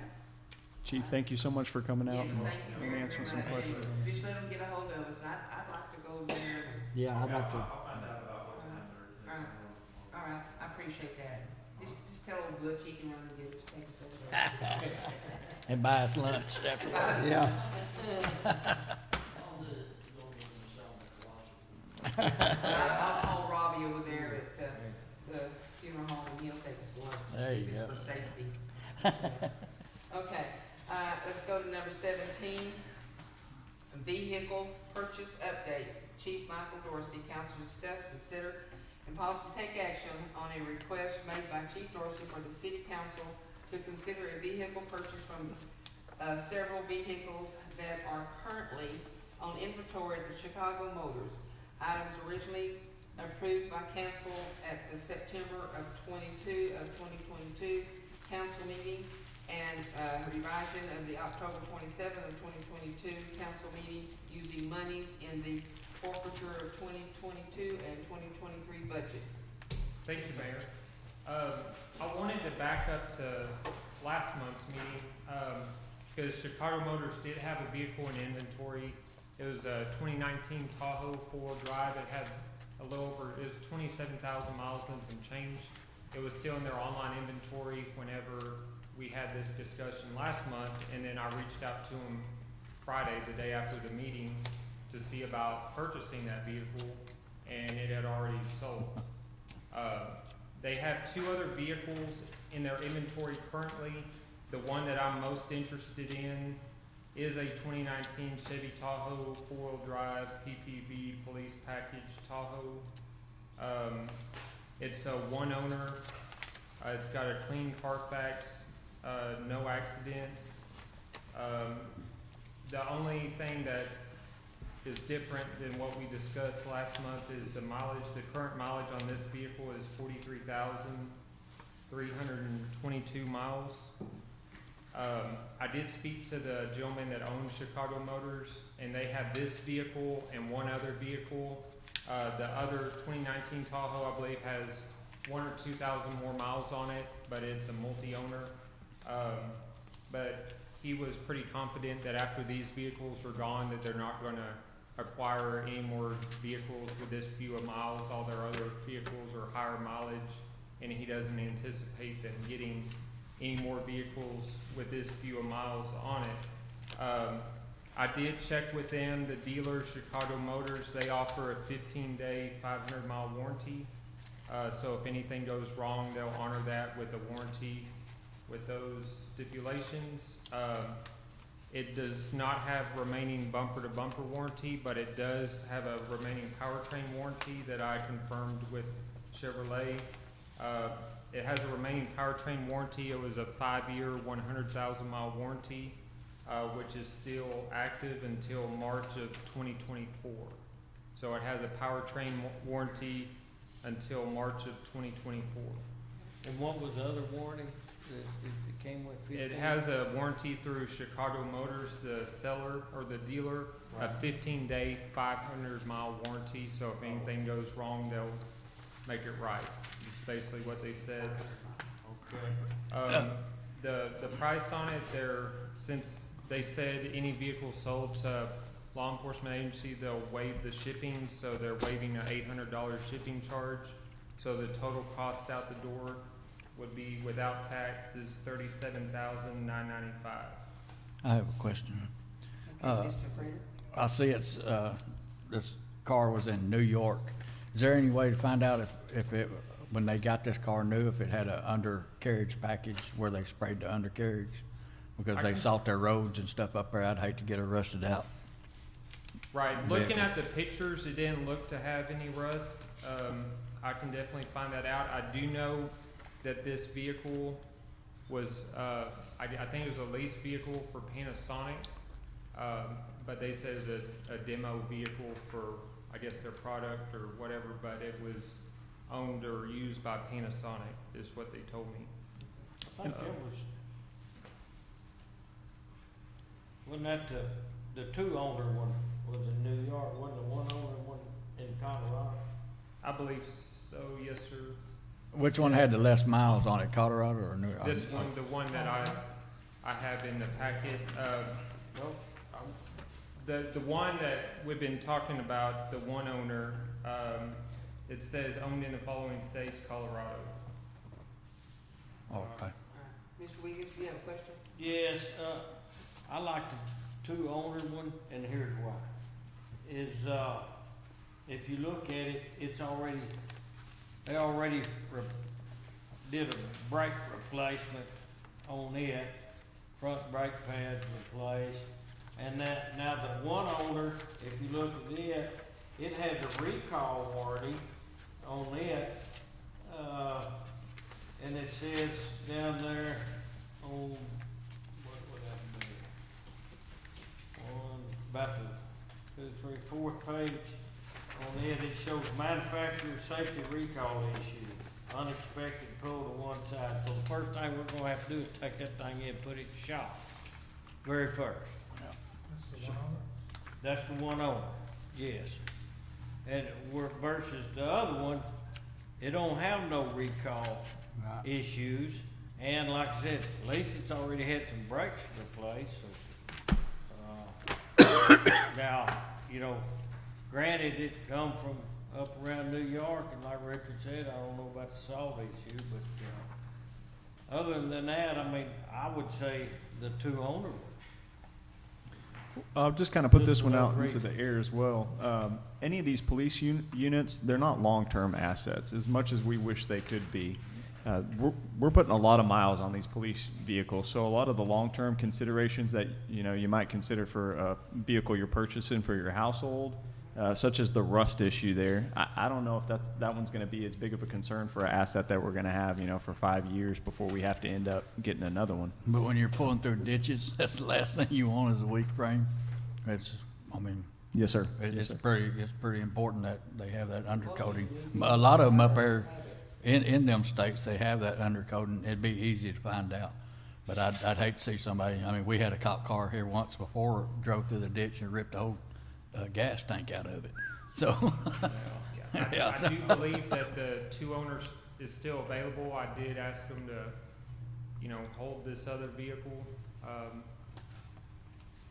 just pending a decision, because that other one, the one last month sold, before we could make a decision on it. But if we do acquire one of these vehicles, it would take our 2014 Chevy Tahoe out of full-time service. That's a little over 105,000 miles on it. I'd make that the spare patrol unit that would just, you know, stay at the PD and would be utilized when another vehicle is down or in the shop.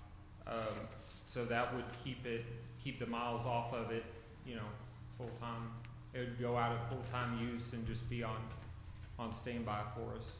So that was, my question was, which vehicle are you gonna get rid of if we get this one? And it sounds like none. None. Yeah, I would just be moving one to a spare, a backup vehicle. In case they do have mechanical problems or something with it. Okay. Or wreck, or, you know, heaven forbid that it does happen.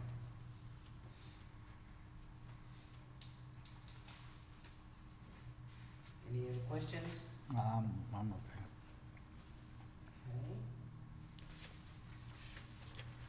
Do I have And we, I was gonna mention real quick, we did, budget for another vehicle purchase with asset forfeiture. I believe it is 65.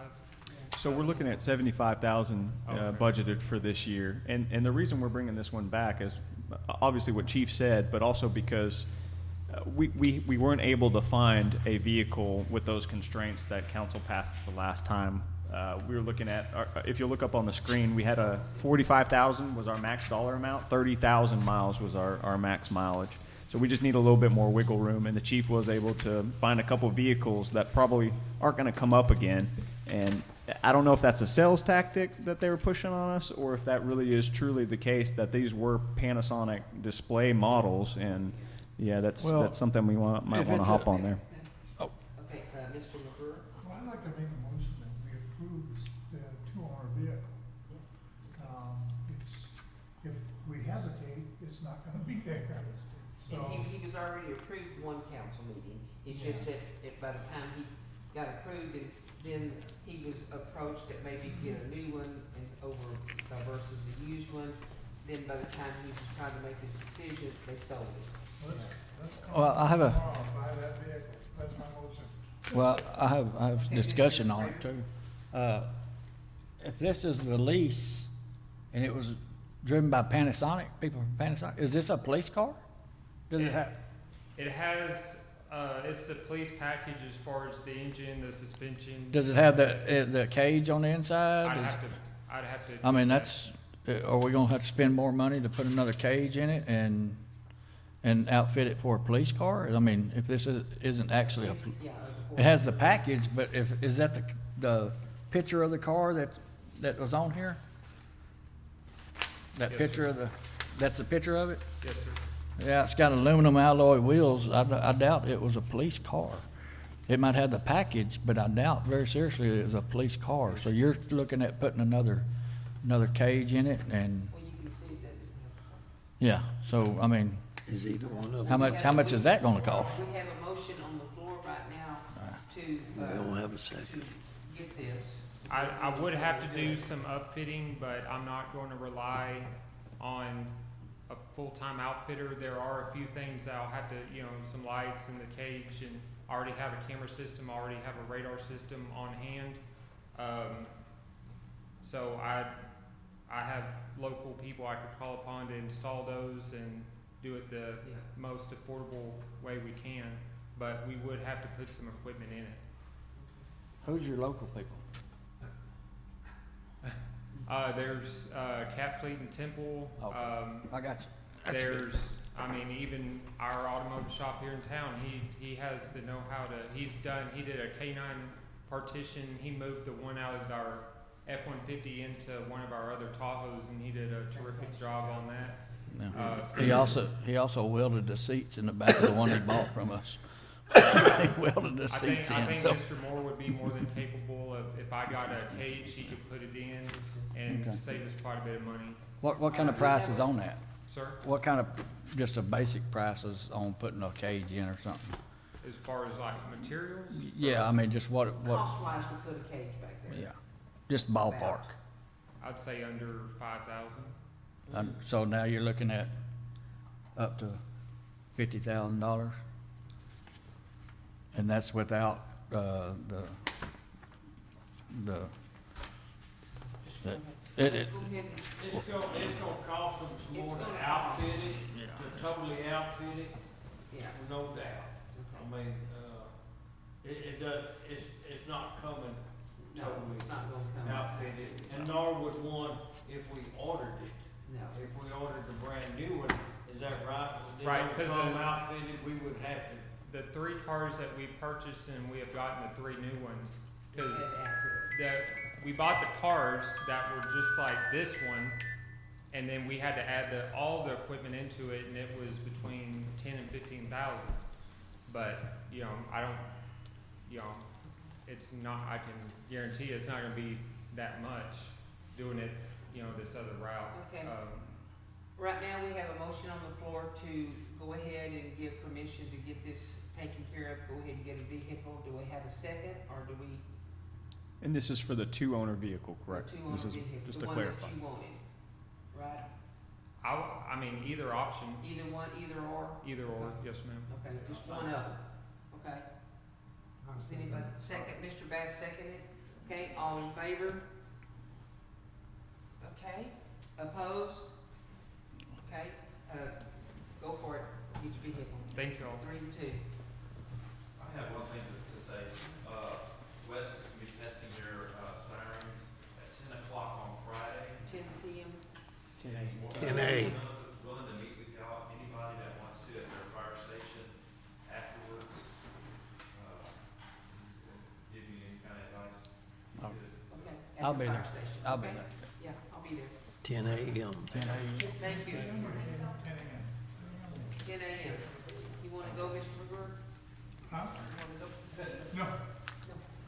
I'm good. Number me. Number. Okay, does anybody wanna take a 5-minute recess, or we wanna go ahead and Let's keep on get going? this over Let's with. keep on going. Keep on going. Okay, number 18. I got the 5-gallon bucket right here. Okay. Selection of the mayor pro tem. Council discuss, consider, and possibly take action to select a mayor, pro tempore for the next year of service. The mayor pro tem, commonly known as the mayor pro tem, presides over council meeting in the mayor's absence. Mr. Wiggins. I make a motion that, we have for Mr. Bass for Mayor Pro Tem. I'll second. Second. Okay, Mr. Griffin seconds, all in favor? It looks like you got it again, sir. I'll get sick, I promise, one day this year. The pay is good, yeah. Yeah, I Pay think is it's good. great. Yeah. Pay is great. Be careful what you say. Yeah. All right. Friday, you can be. Yes. Selection of new city Thank you. members of the street repair committee. Council discuss, consider, and possibly take action to select a replacement citizen member of the street repair committee. Okay. What do you replace them? Well, we nominated him to be Oh, yeah. as a citizen. But then he became a city councilman, so now he is not eligible. Okay. So we need another citizen.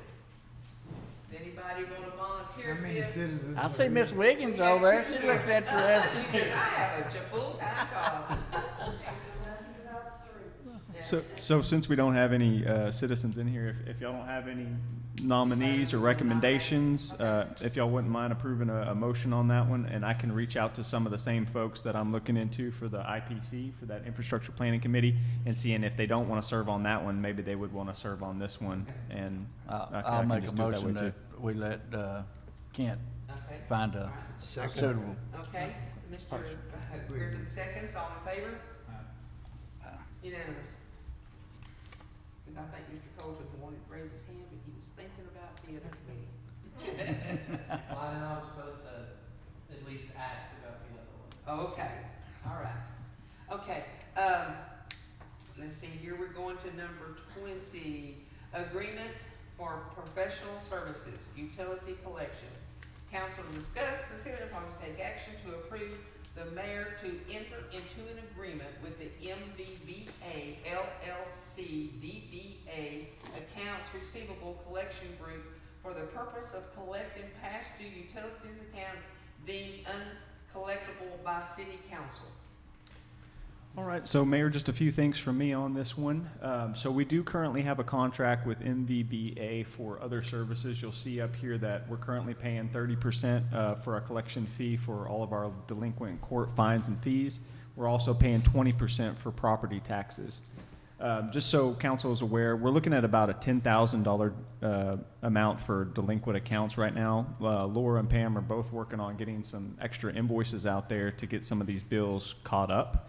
Also, with some of those, there are extenuating circumstances. There may have been a death in the family or something like that where we need to rework the account and get the proper names all figured out. Regardless, we'll be bringing forth a list of those accounts that need to be sent to collections before council to approve, and there may be some on there as well that we need to waive. Pam, did you have something you needed to say on that one? Oh, no.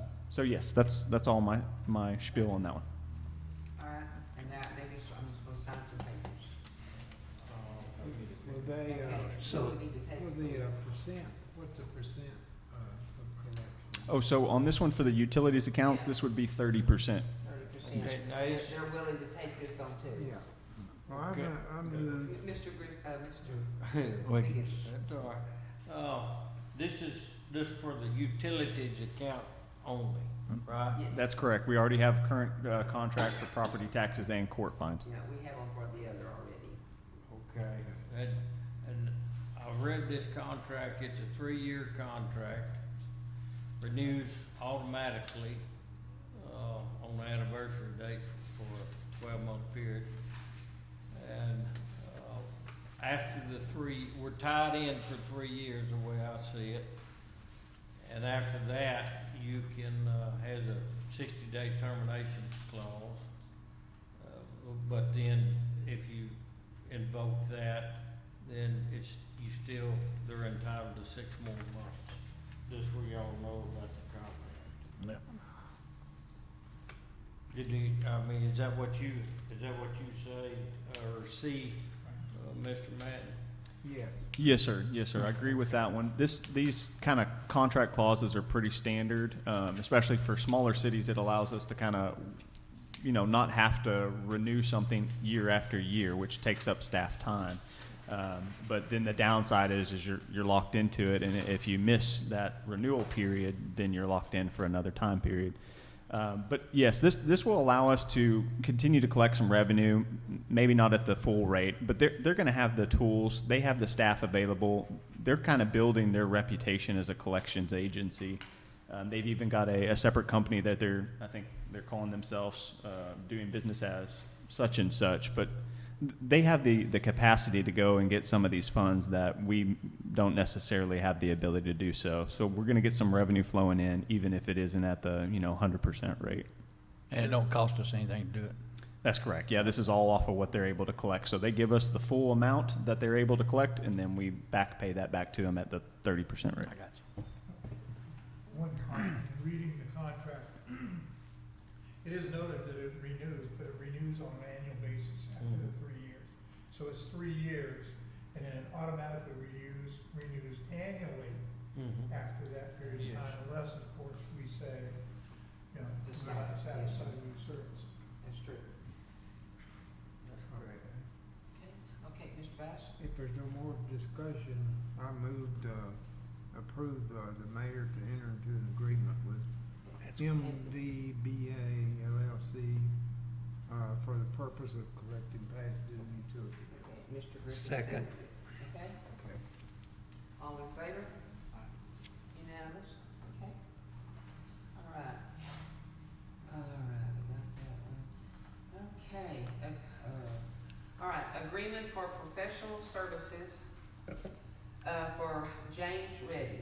Council discuss, consider, and ought to take action to approve the city administrator to enter into agreement with Mr. James D. Reddy, ICC license number 5291454, State of Texas Plumbing Inspector license number 3537, for a period of time not to exceed 6 months. So Mayor, on this one here, you know, we've had this discussion before. This is just putting the actual legal component into place, the agreement. This agreement has been drafted and created by our current city attorney team. We did have a little bit of negotiations with Mr. Redden on that one, just to hammer out all the details on it. But I think it's a solid document that protects both the city and protects Mr. Redden. And also, just some overview on Mr. Redden's services. He's been providing these to us since summer, and what he's ultimately doing is he's allowing us to utilize his license, but also he's providing a lot of consulting work for our newly hired code enforcement / now full-time building inspector. I think this is a win-win scenario for the city, and I say that because Mr. Redden is able to get a little bit more income, but mainly he's let us know that he's just passionate about training. He's passionate about what he does. Secondly, we're able to train a building inspector at a rate that other cities aren't privy to. You know, the rate for a building inspector is well above what we're currently paying our code enforcement officer. So this allows us to kind of build on that. And then third, we're actually pulling in more revenue and having a more net proceed that's going to pay for, you know, Mr. Arnold's service as well as a full-time employee. But I just kind of wanted to showcase the fact that we're able to collect more money now because we're actually reviewing all the permits. There's not as much stuff slipping under our radar. So just the last quarter alone, we were able to pull in about $4,700 more than we had the previous 2 quarters combined. So just something to keep in mind there.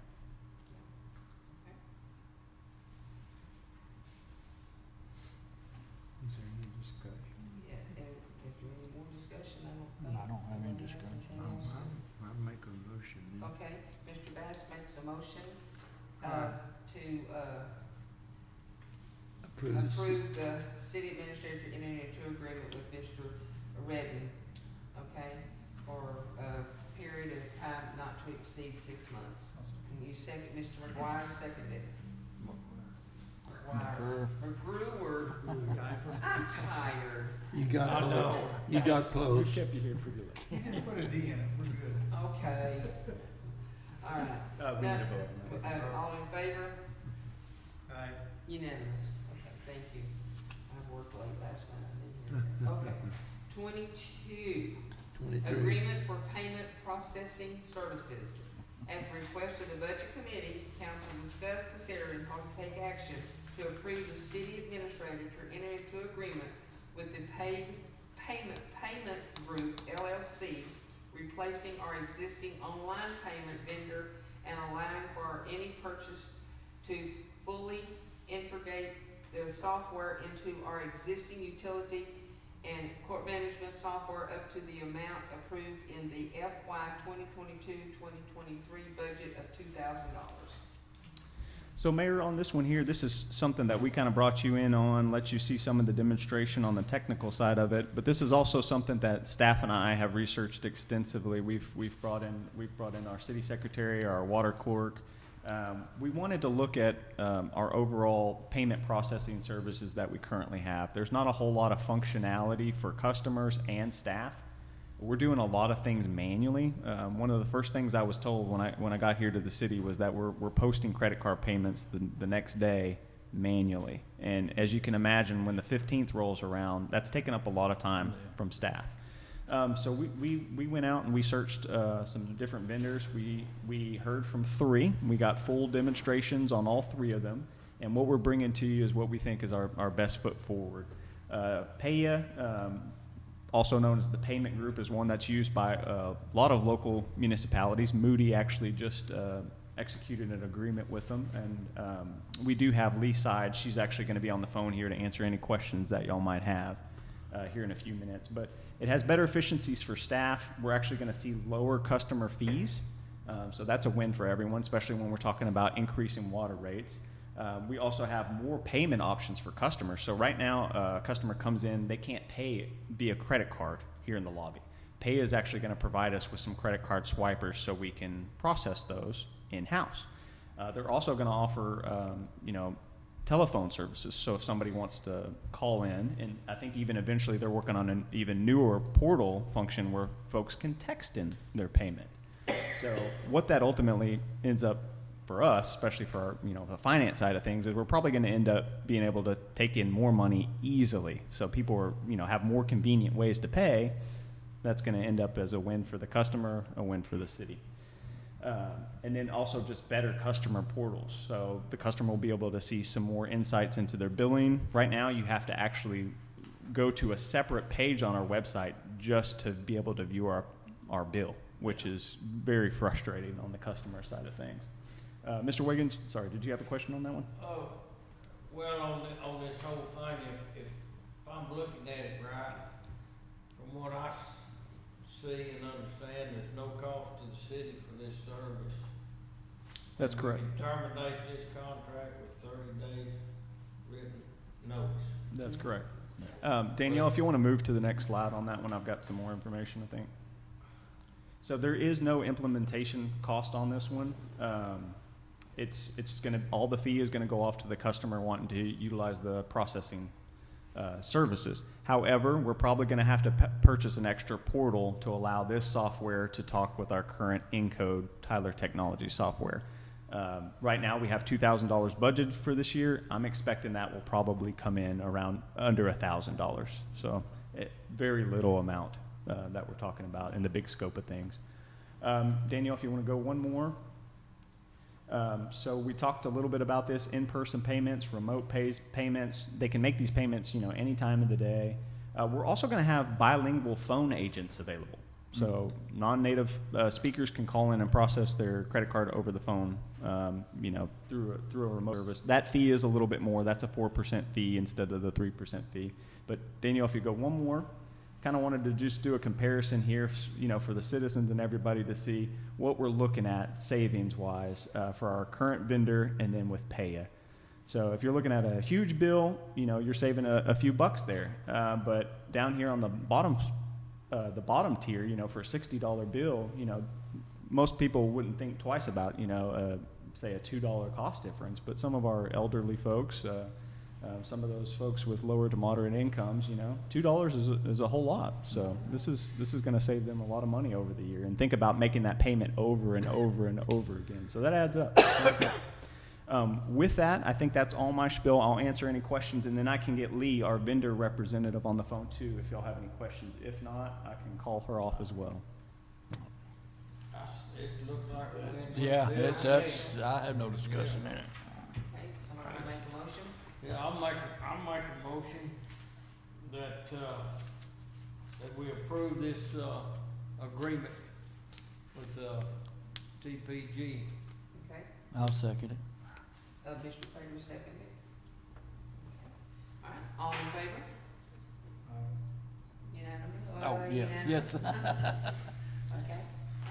And Mayor, I will just say with that one, for the citizens to know too, this is going to take us a little bit of time to implement. We're probably looking at about February. We want to make sure that we advertise it, everything to our citizens, and we're also probably going to have a town hall that our vendor has said that she would be available for to answer any questions for our residents so they know how to work this new software. All right, thank you, sir. All right, agreement for, interlocal corporation. Corporation.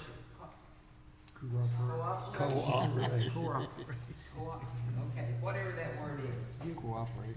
Council to discuss and consider and possibly take action to approve the city administrator and chief of police to enter into a interlocal agreement between the cities of Waco, Robinson, Hewitt, Woodway, Lorena, Lacey Lakeview, Belmead, McGregor, Beverly Hills, Riesel, West, Mart, and other cities that may join in the interlocal corporation agreement into the future for the purpose of providing mutual aid where requested through their law enforcement agencies. Thank you, ma'am. I did want to mention real quick, Moody's not on here because we have an interlocal agreement with Moody already that was signed several years back. I have it on file in my office, and it automatically renews every year unless you terminate the agreement. This agreement is a multi-agency agreement. I asked about it several weeks ago, and I was told that because the way this agreement is set up, it's amongst everyone that's agreed already, and then other agencies can come in and be a part of this multi-agency agreement. So this allows not only the ones that are listed, but future agencies to join in as well. But it's basically an interlocal agreement for mutual aid. The best way I could put it, in a major incident where you need a lot of officers, or critical incident, major incident, you can call upon the agencies in this interlocal to assist each other. Is basically the best way I can explain it without having to go If you through. need help, they can come. Right. Yes, sir. Is it any cost to our city? No, sir. Okay, that's a There's no-win. no cost to our city. It's a 1-year renewable agreement for 1-year terms with a 60-day termination clause. I like it. I see no way this will affect us. It won't hurt us at all. I honestly don't see any negatives. I only I don't see either. positives in this, and it allows us, if we need a lot of people, at a scene, then we can call upon everybody in this interlocal to assist us. All right. Mr. McGurr? Okay, and really this comes down to a jurisdictional issue. I know in Texas here, sworn peace officers are sworn peace officers statewide. But when it comes to a response, you're really actually held within your jurisdiction. This expands your jurisdiction to the full interlocal agreement. So your jurisdiction now goes beyond. And where that comes into play is, let's say you're leaving the city here. There is a policy as far as pursuits, but if you're following somebody under surveillance and they go into another jurisdiction, nobody says anything but a defense attorney will. Why were you there? Why were you making an arrest in that particular area? So it does give you a mutual aid agreement to go beyond your jurisdiction into another jurisdiction. That's true. Okay. Do we have a motion? I'll make a motion. Okay, Mr. Bass makes a motion.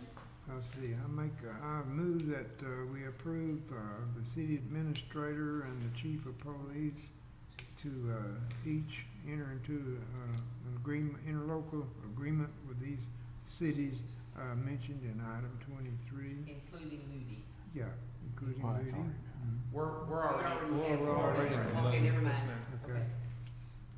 I second that. Okay. All right, all in favor? Unanimous? Thank y'all. Yes, sir. Y'all can get that taken care of, ain't you? All right, security policy. At the request of both Councilman Ricky Wiggins and Councilman Richard Prater, City Council to discuss, consider, and possibly take action on the creation of a security policy to govern the activities of city employees and council members, further safeguarding the city of Bruceville-Eddy property, both physical and digital, personal and assets. Okay, Mr. Wiggins? Okay. Okay, my main concern here is, when we had employees that left, the codes on the doors wasn't changed. And I don't believe they were locked out of their computers right away. And that's not acceptable. So what I'd like to do is for the council to make a policy, because we don't have one, that who all is gonna have the code and the keys, and I've talked with the chief, and at the police department, they have, on their, deadbolt lock, if I'm wrong, correct me, it can be either code or key. But here at this building, it's key only. And from my understanding is, he said he don't pass out the keys because those can be duplicated. That's a good, I like that. I like that, so maybe we need to incorporate that over here. But again, we need to decide, the council needs to decide who all's gonna have the keys and the codes, and write that down, and it needs to be issued to the police department, the mayor, and the city administrator. And if any of those personnel that has the keys or codes leaves, then those codes are automatically changed immediately. And to go a little bit further, because that secures our doors, okay? Let's go to computers. Now, if anybody, if any employee or probably I'll say, I don't know about council members if they have access to any computers up here, but I'd say the mayor does. But if the employee or the mayor leaves for any reason, then the computer password is immediately changed. I think everybody has their own passwords to the computers. I don't have. Or access locked to out, yeah. whatever, I mean, you. I have access. Yeah, to you mine, understand my nobody drift, else's. is all I'm trying to do, and maybe a step further is, I've talked with some other people, and I know it was a rule at the railroad for management, anytime that they signed on their computer, if they got up and left their desk, then they had to sign off, because if not, anybody could sit down and they had access to everything. So, and I've talked to another person that's told me that, what they did, well, they had, and I think Kent and I talked about this, what they did was, once you didn't have any activity on that computer for a little bit, it automatically shut off and you had to sign back in. Maybe that might be an option. But that's, and then from talking with the chief to go a step further on the security cameras, then is my understanding that we had a couple of cameras that wasn't working properly, I'll say. Yes, sir. That we need to get those fixed. Any camera that isn't working, we need to make sure it's working 100% of the time. And it's also, it's hardwired, so that means if we lose electricity, we lost our cameras too. I didn't If know. it's hardwired, yeah. You don't have no electricity, you don't have no camera. Well, they make systems that actually, if it's a hardwired system, it actually has a battery in it. Oh, So, do? yeah, Well, maybe you we can need to get- look into that. You then. can get them, Yes. so you're not constantly changing batteries, it's constantly keeping a charge on the battery. When you Okay. lose power, the battery takes over, over. that That's what battery mine is is. good for usually 24 to 36 hours. It's Okay, not, like a it's not meant generator. to fully Yeah, manual. okay. Okay, that's a system option. Another option is, and I kinda looked into this too, another option is they have a system that's relatively inexpensive, comparatively inexpensive, that you know who's using that password or that key that's coming in there, cause you have your key code to come in. You can set the key code up, or you can have a pass card.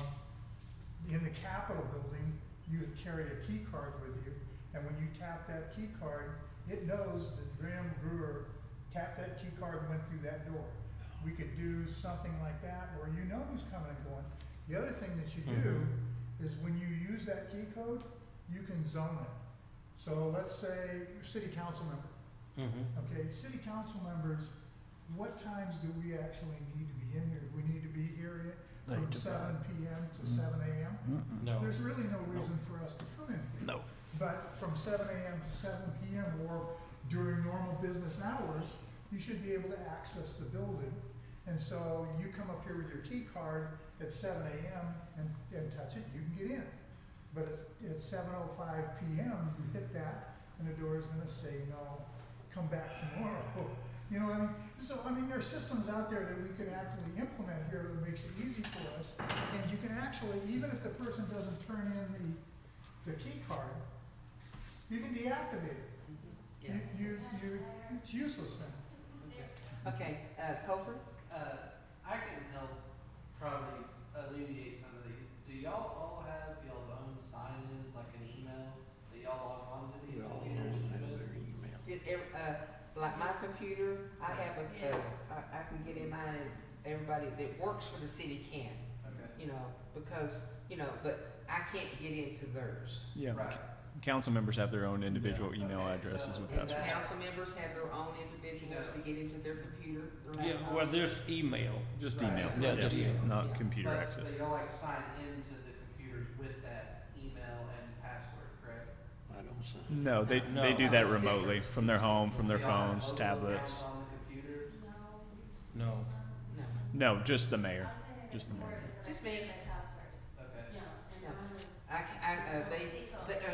Everybody basically knows that they, I mean, cause, you know, the only thing I do here as far as computer stuff is do the emails, send out emails, and, read my emails, answer the emails, send out to the city councils, Right. suggest stuff, but I cannot go into Pam's or anybody else's computers and log on and do my work. Right.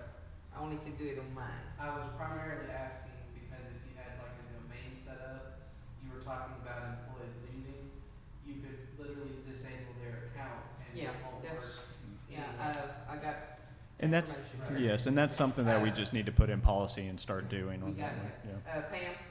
When somebody leaves, the IT department takes care of that. Yeah. And as far as our passwords, about every 6 weeks, I have to reset my password Yeah, we have to reset them. Mm-hmm. to get in my computer. IT does all that. And in some places, like my place of business, that's every 30 days. Mm-hmm. But IT doesn't do it unless somebody notifies them. No. We have to. Right, because they have no idea who leaves or what. No, we have to notify Yeah, them. but that's why the council needs to set a policy Right.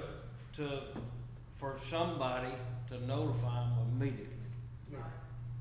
And like say, if that person leaves, nobody can get into it, if it's within that time that their password expires. Really and truly, the policy is that when we do a new password, we're supposed to give that password to Esther. Because Esther needs the passwords in case we leave and she needs to get into our computer or anybody's computer. She's supposed to have the password. See, that's, I mean, for that one there, Pam, I mean, that one's just an industry standard no-no that we're not supposed to be sharing passwords. I mean, and that's something that we might want to get into a, you know, full-on policy, Mhm. that we could, you know, potentially bring forth for council on that one. Of course, get city attorney's recommendations on all this. Maybe we do some extra safeguards with the computers. They lock out after 20 minutes or so, but, yeah. But, And then also the chief has some recommendations. Yes, okay, for some stuff. I'm sorry. No, you're fine, sir. I came up just to offer some suggestions and help on these issues. Because on the law enforcement side, you know, all our computers, we have access to, you know, sensitive law enforcement, criminal justice information that, so we have certain policies and we get audited and have to be compliant with a lot of security rules and regulations, and there's a lot of things that, you know, we're governed by and things that we have to follow. So I have no problem. I mean, we went through the audit process not that long ago. So I'm pretty familiar with the policies and things that we have to follow. But I could implement something similar for the city admin. I could help y'all draft a policy, and then present it to council. The other things I wanted to, the main issue was on our camera system currently, we have 2 cameras that are notoriously going offline. It happens on a daily basis, and I know that for a fact because I have access to a City Hall camera. I have 3 monitors in my office, one that I'll do my computer work on, and I have 2 up high. One has all the school cameras on it, and then the other one has City Hall cameras. So I watch the City Hall cameras on a daily basis, and we have 2 cameras that go out every day, and they have to be manually reset, and then they'll work for however long, but then they'll turn off again. So I definitely want to push the issue of either getting with our current vendor and getting those repaired, or possibly moving to a different system, because it's my understanding that the wiring for these cameras are an older generation, that it's not to the newest, latest and greatest system. So either fix the ones we have or possibly upgrade to something newer. As far as the security, I guess, on exterior doors, I really like the badge system, because at the school, I have a card that I can get access into all the campuses, all the exterior doors. I have to have that key card, you have to scan it.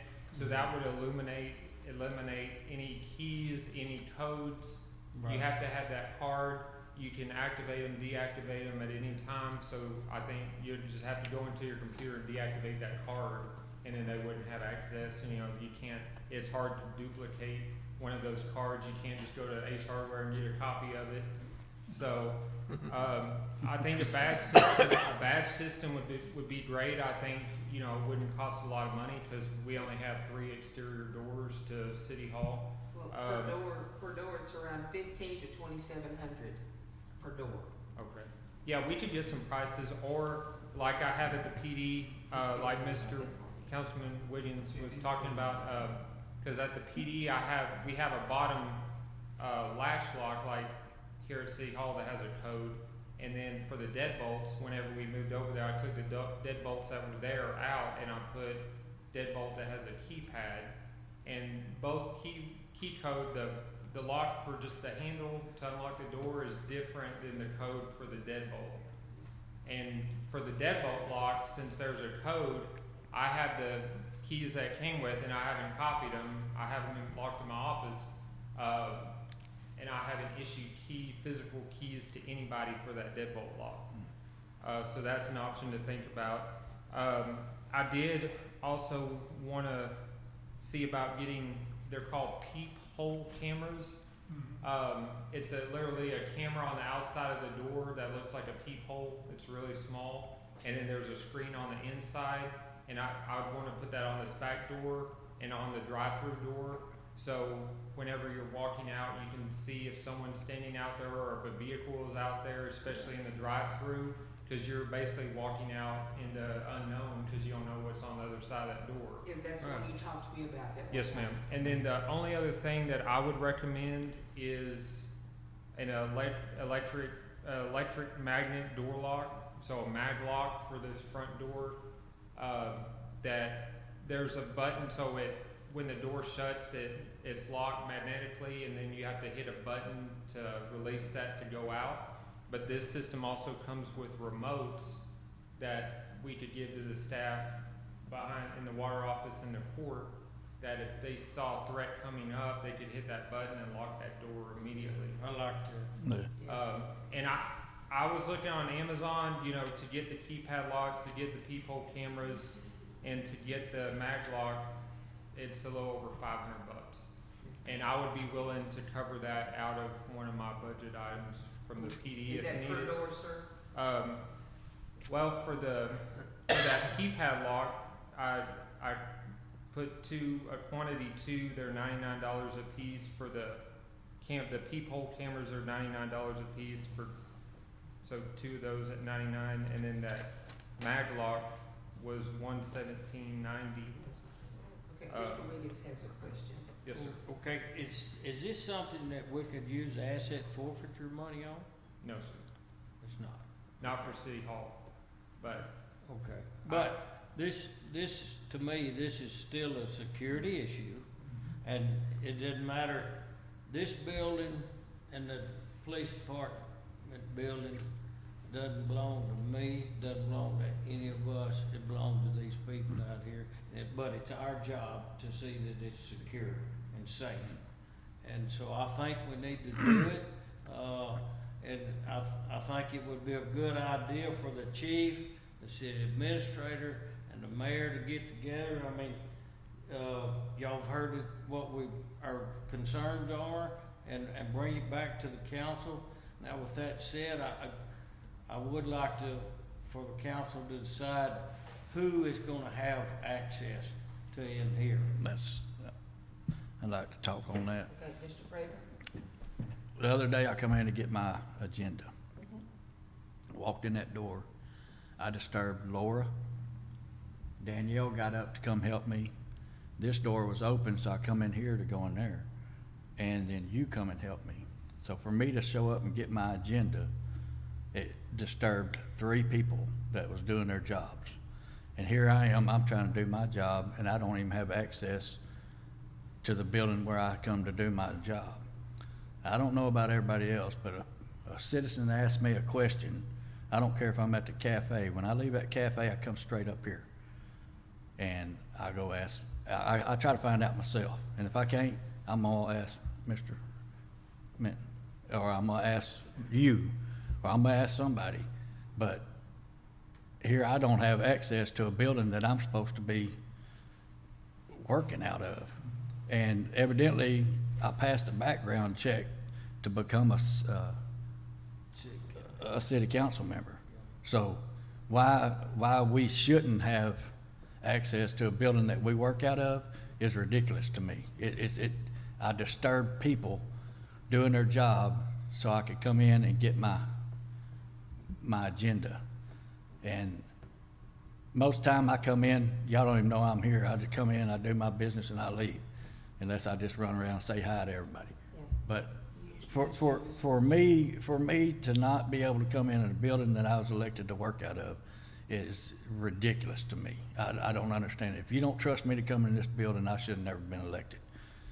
That's where I fall on it. I want a code where I can come in here and do my business. If everybody else don't want a code, you at least offer it to them. If they don't want it, that's fine. But I'm here to do my business, and I want to be able to enter and do my business. I agree. All right, the one reason that, okay, when our prior city administrator left, my bad, since I was elected mayor at the time, I should have had the access code changed, you know, but I trust people. I trust people. I didn't pay any attention to the code and stuff. One council member had it because they were prior mayor before me. And then when I became mayor, then I was given the code, and it had never been changed. And Mr. Prater always comes up here and wants to, usually on council night, and he comes in, and he'll come in early so he can do his work. And one day I was busy getting the council stuff ready. It was after 5. Nobody could let him in. He was already gone. And he called and he said, I can't get in the building. I said, well, I think I was in the bathroom cleaning the trash and stuff. I can't remember what. I was doing something back there. I said, oh, just use the code, and here it is. And I gave it to him, not thinking. You know, that was my bad. That was on me. And I gave it to no one else. But nobody else asked me for it. So, you know, that's why the council members did not have a code. So then when it was brought up to me, you know, my attention, I called around to all of the surrounding cities, you know, small towns. Of course, I know if somebody jumps off the bridge, are you gonna follow them and jump off too? No, I'm not. But I did try to do some research, and they don't give their council members the code to a building, and they've never given it to the council members, period, at Bruceville-Eddy until I did. And so I went, I thought, okay, so I called around, they don't do it. They said it's because of, they don't want the city council people coming up, or maybe their spouse end up with it, or their kids end up with it, and then when they decide, oh, well, my dad's in there, I'm just gonna walk in there too. You know, and they said, so we don't give it to the council members. If they want to do research, they call us and say, we're coming up. We buzz them in. You know, nobody is allowed in, because that way they can't disturb the city administrator, the financial people, the secretary, or the court clerks. The water departments, they said, was a little different. So I thought, oh, okay, so I had that in my head. So then I called Waco. Waco has a key card, like you're talking about. And Waco gives their employees, because city councils are employees. I mean, they actually draw a monthly check. I mean, not $12 a year. So they give them that because they meet more than once a month. So they're given a flash card to do that. And then they said they can limit them to how many times they can come in, or they go, hey, okay, if you're coming in, if you're gonna talk to anybody that works here, you need to have an appointment. And then you call that person, that department, and get a permission to come. So I don't mind, everybody that up here gets a code, but I think there needs to be stipulations and things. They can't just walk in and go, oh, well, I got a code, I'm just going, oh, hey, kid, what you doing? I need to talk to you. I need to talk to you about this. I don't think we should be able to do that without asking your permission first. Or with Pam, or with Esther, or with, well, me, it doesn't matter, because my door's always open. But that's why the code got given to someone and didn't get it sent out to all the council members. Well, It's my bad. I have something to speak to that. I have something to speak to that too. Me too. Yeah. All right, okay, go first, Mr. Craig. Well, I come in, it's on you. We're all public servants. It's on you. If I come in and I say, hey, Kent, you got a minute? It's on you to tell me, hey, I'm really busy. Can you get back with me in a little bit? That's on the personal level. The minute I come in here and I can't get a question answered for a citizen, or at least acknowledge it that, hey, I'll check into it, then go ahead and fill out my resignation. The time I can't serve the public and everybody else up here that's public servant, and as for giving my wife a key code, I'm not saying you would. anybody, I'm saying anybody, this you is could give your cousin or your nephew, right? You're elected official. I'm elected official. Yeah. Yeah, I've done it. I mean, Yes, that's, city council one. and I was new council. Well, yeah, you should. Everyone up here should have a code, whether you use it or not. It's not up to me to do it. No. It's not. Well, up that's to what we're me doing to right do now. it. That's what we're doing right now. Make a comment. It's not up to me.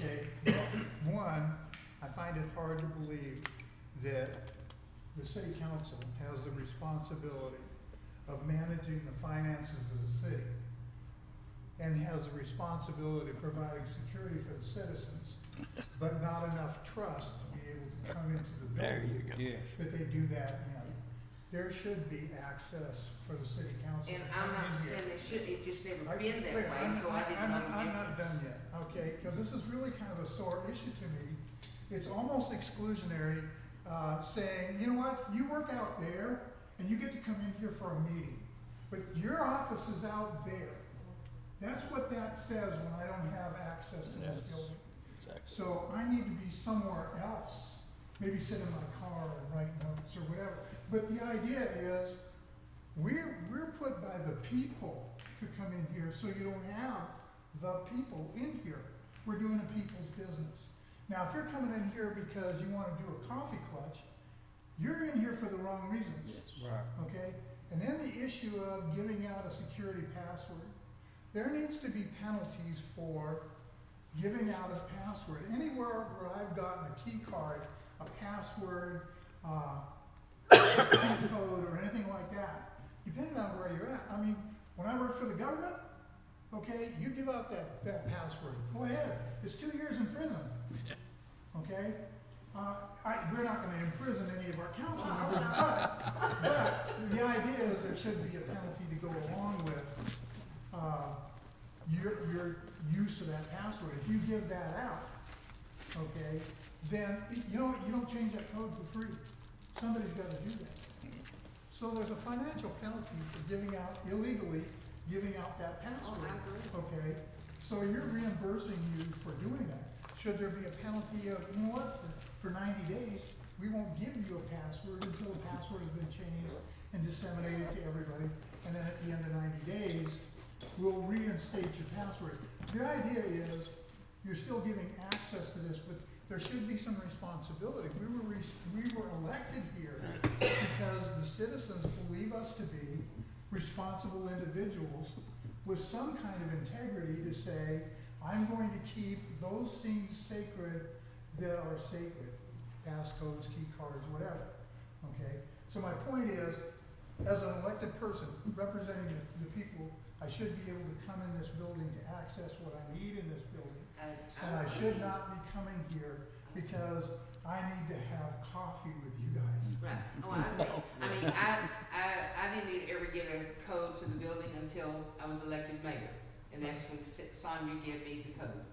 I mean, I didn't have it as a city council member or nothing, and I served 2 terms. And I never had it. I mean, I never got it, so don't barking up the wrong tree. It's not my, Yeah. it's not my, I'm not barking it's up not any my, tree. I don't think anybody's blaming decision. you. Right. You know, Nobody- it's up to the council. I mean, we need to, Right. and, you know, this needs to be done Yes, the and correct way and- with a policy in place. That's what we're I'm here ready for to make right a now. motion. But before I do, I would like to make this statement, that I do not believe that I need to, I'm like Mr. Prater, that if I come up here, I need to make an appointment to see Pam or Kent or Esther. I shouldn't have to make an appointment. You know what? I come up here, maybe I'm gonna come up here and sign checks. Maybe you need to make an appointment with me, okay? Yeah, You that's just fine. call me and you know, but my point is, if I come up here, I don't come up here just to sit around and chit chat and have coffee. I come up here to attend to the people's business. Right. And I'm like Richard, if I come to you and you're busy, then you tell me. I'm busy right now and I'll be freed up in 15 minutes or I won't be freed up till tomorrow. That's all you gotta do. That's on you. But if I come up here, like I'll come up here and I'll ask questions about the finances, I'll go in there and talk with Esther. Or maybe I'll go over some minutes or something with Pam, you know. I'll just come in here and walk in there, you know. And if they're busy, well, they can tell me they're busy, but I'm not gonna make an appointment. Yeah, I'm not gonna do it. So with that said, I'd like to make a motion that, that all the city employees and all the, and the mayor and all the council members have a code, card, key, whatever it may be, to this building, and I would like to stipulate this, that I believe that the council members only need to be in here when the business is operational. Yes. 8 to 5. Yes, when we're, you know, does a council member need to be in here after hours? No.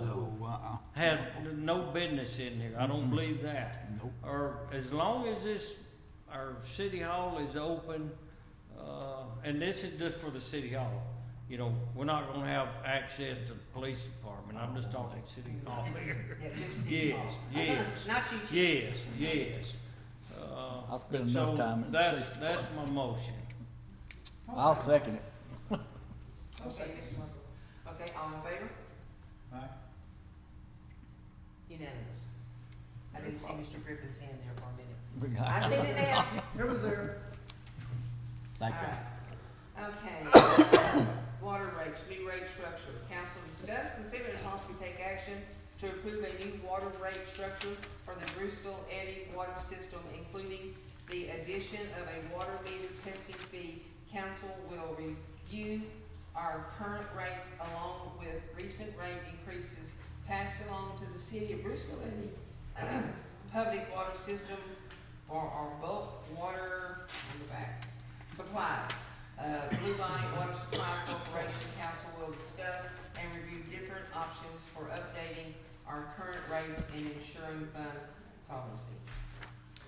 All right, thank you, Mrs. Mayor. All right, so on the water system, we're looking at a rate increase.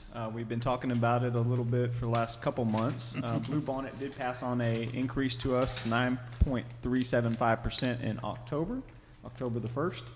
So just a little overview of our water system, just to remind everybody, we're serving about 4,000 people across 45 square miles. We pump water from Trinity Aquifer. Also, we get surface water from Brazos River Authority via Blue Bonnet Water Supply Corporation. That is our bulk supplier. We're currently servicing approximately 2,027 meters with a meter equivalency of 2,104 meters. Danielle, if you will go to that next slide for me. The need for the water rate increase. So we are seeing significant ongoing operational costs associated with both of these water sources. Well maintenance. If you'll remember correctly, this past year we spent a great deal of money just repairing a well. That's an outside service that we have to contract with. Also, Blue Bond is increasing their costs. They're seeing increased costs of chemicals, of employment costs. Fuel is one of those considerations as well. So we also want to make sure that this water fund is financially sound to cover these unexpected costs to also keep the water flowing to our current and future customers. You'll see there I have a couple examples. Also, recently we heard from our city engineer on with the water analysis report, and we are seeing several areas of compliance that we need to upgrade. We're looking at about $1 million overall on that one. And outside of any compliance issues, we also have lines that are constantly leaking. We have aging pipes and other pressure issues that we need to address. So if you'll go to the next slide for me, Danielle.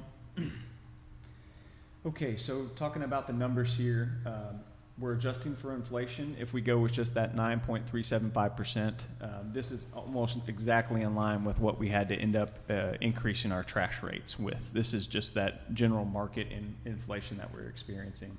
Labor, fuel, pipes and fittings, those clamps, we blew our budget on that one last year. I mean, the cost of brass alone is just getting astronomical. So the revenue that we're going to be collecting into the future, it not only supports these maintenance and operations, but it also supports our ability to secure financing for future projects. So that's just something to keep in mind. Anybody who's looking to provide those loans is also looking at how much money we're intaking.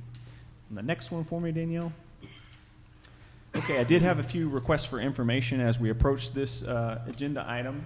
So last meeting, I believe it was Mrs. Wiggins who asked about the budget surplus that we had last year. That is true. We were sitting at about $200,000 worth of surplus in the water fund.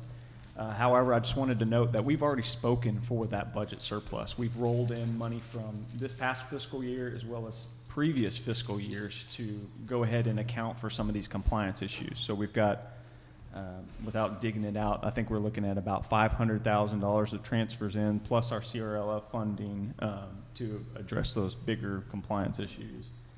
And then also for Mr. Prater, just so you know, we're looking at about 91% overall usage rate for that minimum Blue Bonnet usage rate. So for going forward on that one, if that makes sense. Yeah. Okay. All right. Next slide on that one. So we haven't had any increases since 2017, 2018. They split those up. They did it in two separate agendas. They increased the base rate and then they increased the usage rate as well. And that's our current rate structure. So if you go into the next one, moving fast along, wanted to provide some just overall look at our usage by user amounts. So we've got about 9% there at the base rate only. We've got about 2,000 gallons, 18% for those 2,000 gallon users. And then the bulk of our makeup is using about 2,000 to 4,000 gallons per month. So you can see that most people fall in those lower categories, while we do have a few users who are in the higher ones. Danielle, if you'll move along for me. Okay, so these are just some examples I wanted to showcase for the individual customer who has a residential meter connection. So right now, these are our current rates. So if we kind of take a look at that one, I'll give some time for Danielle to put these online as well as we move through the slides. But we're looking at, if you're an average customer, you're looking at paying about $46 per month on that one. And then if you'll move on, Danielle, to the next one. I have a question. Oh, yes, sir. This example here, it's the water bill should be like $35 a month plus whatever you use. I usually use, I think a little less than 4,000 gallons. So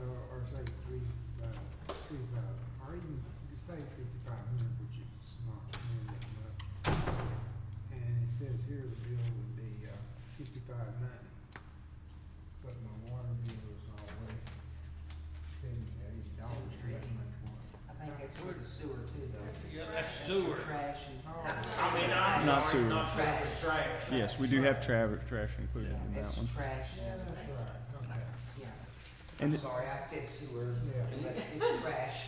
And these are examples only, so when you're hitting those different tiers, it's gonna break it down a little bit differently. And then, okay, so this is the next one, right, Danielle? Option one, okay, yes. Thank you. So this is at least what I'm recommending by council, to increase the rates by 12.52%. This is the exact same amount that we increased the trash rates. So what we're looking at here is that average user is gonna go from that $46 a month to about $52 a month. Now, of course, this is gonna affect every single user in our system. We're talking about residentials, we're talking about the size of meters here, we're talking about our commercial accounts. So I'm talking about a 12.52% across all of our rates and across our base. Okay, on the next one, I believe in giving plenty of options for everybody to consider, so that's what I'm trying to work through here, but if you'll bear with me. So this one here is about a 15% increase. This is only to the base rate, so this is going to affect those users on the lower end more so than on the higher end. And as you'll see there for the lower end, we're not looking at a whole much of a difference either. We're looking at $51 instead of that $46. Danielle, if you'll move on to the next one. This is number 3. So this is if we just went with what we're seeing as an increase from Blue Bonnet. So if we just passed through that 9.375%, we're looking at average bill of about $50, which is about $4 higher than what you typically would pay. On the next one. Okay, and so this is our final example. So this would be if we were to do a 14.2% increase to the base rate, and what we were doing there is just adding an extra $5. That's why it's kind of a crazy percentage there. And then going with that 12.52% usage to the rates, it gives a little bit more flexibility in what we're seeing at the individual customer level. But as far as revenue that we're going to be bringing in, it's pretty comparable to that just standard 12.52% that I'm requesting there. However, you'll see that one did pick up a little bit. That would be $52, almost $53 for the average user each month. Okay, and the next one there, got a few more items just to go through. So I wanted to give everybody a comparison with what we're looking at to our neighbors. So if you'll take a look at this slide here, we're sitting about in the middle as far as rates go. You can see at the very bottom there, Lorena, Marlin, they have different structures for inside the city limits. They have structures for payments or pay rates for outside the city limit as well. And those are much higher than what we're currently charging our customers. Of course, our bigger cities, Waco, Hewitt, they're able to get some economies of scale here. They're able to offer some, because they have so many more users, they're able to reduce that cost a little bit. They have some efficiencies there. So this is our current rate structure. So Danielle, if you'll move to the next one and just watch that yellow change just slightly. So by increasing our rates here, we're really only bumping Spring Valley out. So we're just moving down the road just a little bit further in our rate pricing. We're not going crazy here. We're just trying to get the minimum that we need to continue our operations and prepare for the future. So I think this is still pretty reasonable, all things considered. All right, next slide there, Danielle. Okay, so as I was saying before, I'm requesting that 12.52% increase to maintain everything we were just talking about. To continue to pay that inflation that was passed off to us, help pay for capital needs spending in the future. But I'm also I'm mindful of our citizens, and I would like to request an effective date of January 1st, 2023. Yes, we are experiencing higher costs now, but I think it's important to inform our customers that this rate is coming. And I would also like to keep in mind that we have a holiday coming up too, so I'd hate to hit them with this right in the middle of Christmas. So, and with that, I will answer any questions that we have.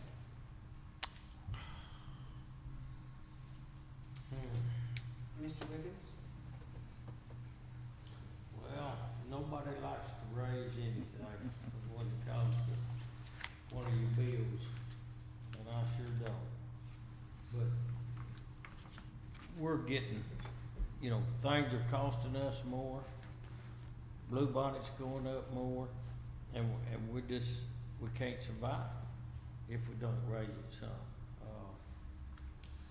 You know, I don't know, I wondered about the base rate, cause that affects everybody. What if we, cause on that base rate, what if we raised that levy? Could you go back to that 12.52 and then, what you showed the base rate at? What was that? 39, 38? What if we just went up $4 on that base rate? In other words, made it, right now we're paying 35, made it just 39. Or, I don't know, could we do $3 on the base rate and then leave everything else at 12.52? I think we can most. How much that would affect us. For us now, I don't think it's going to affect us a whole lot. But just keep in mind, yes, this is hitting home with our customers. I'm mindful of that. You know, I was raised by a single mother who had very little income. But at the same time, we're probably not going to be revisiting this item for a few years, I'm guessing. Of course, we can most certainly do so, but I'm just trying to think future planning, and also the fact that we're just seeing rising costs every which way. So if we were to kind of buffer ourselves a little bit here, it may hurt a little bit all at once, but it's something that we're traditionally not getting to every 5 years or so. So this would give it some time to play out and to, you know, buffer our coffers for a little while.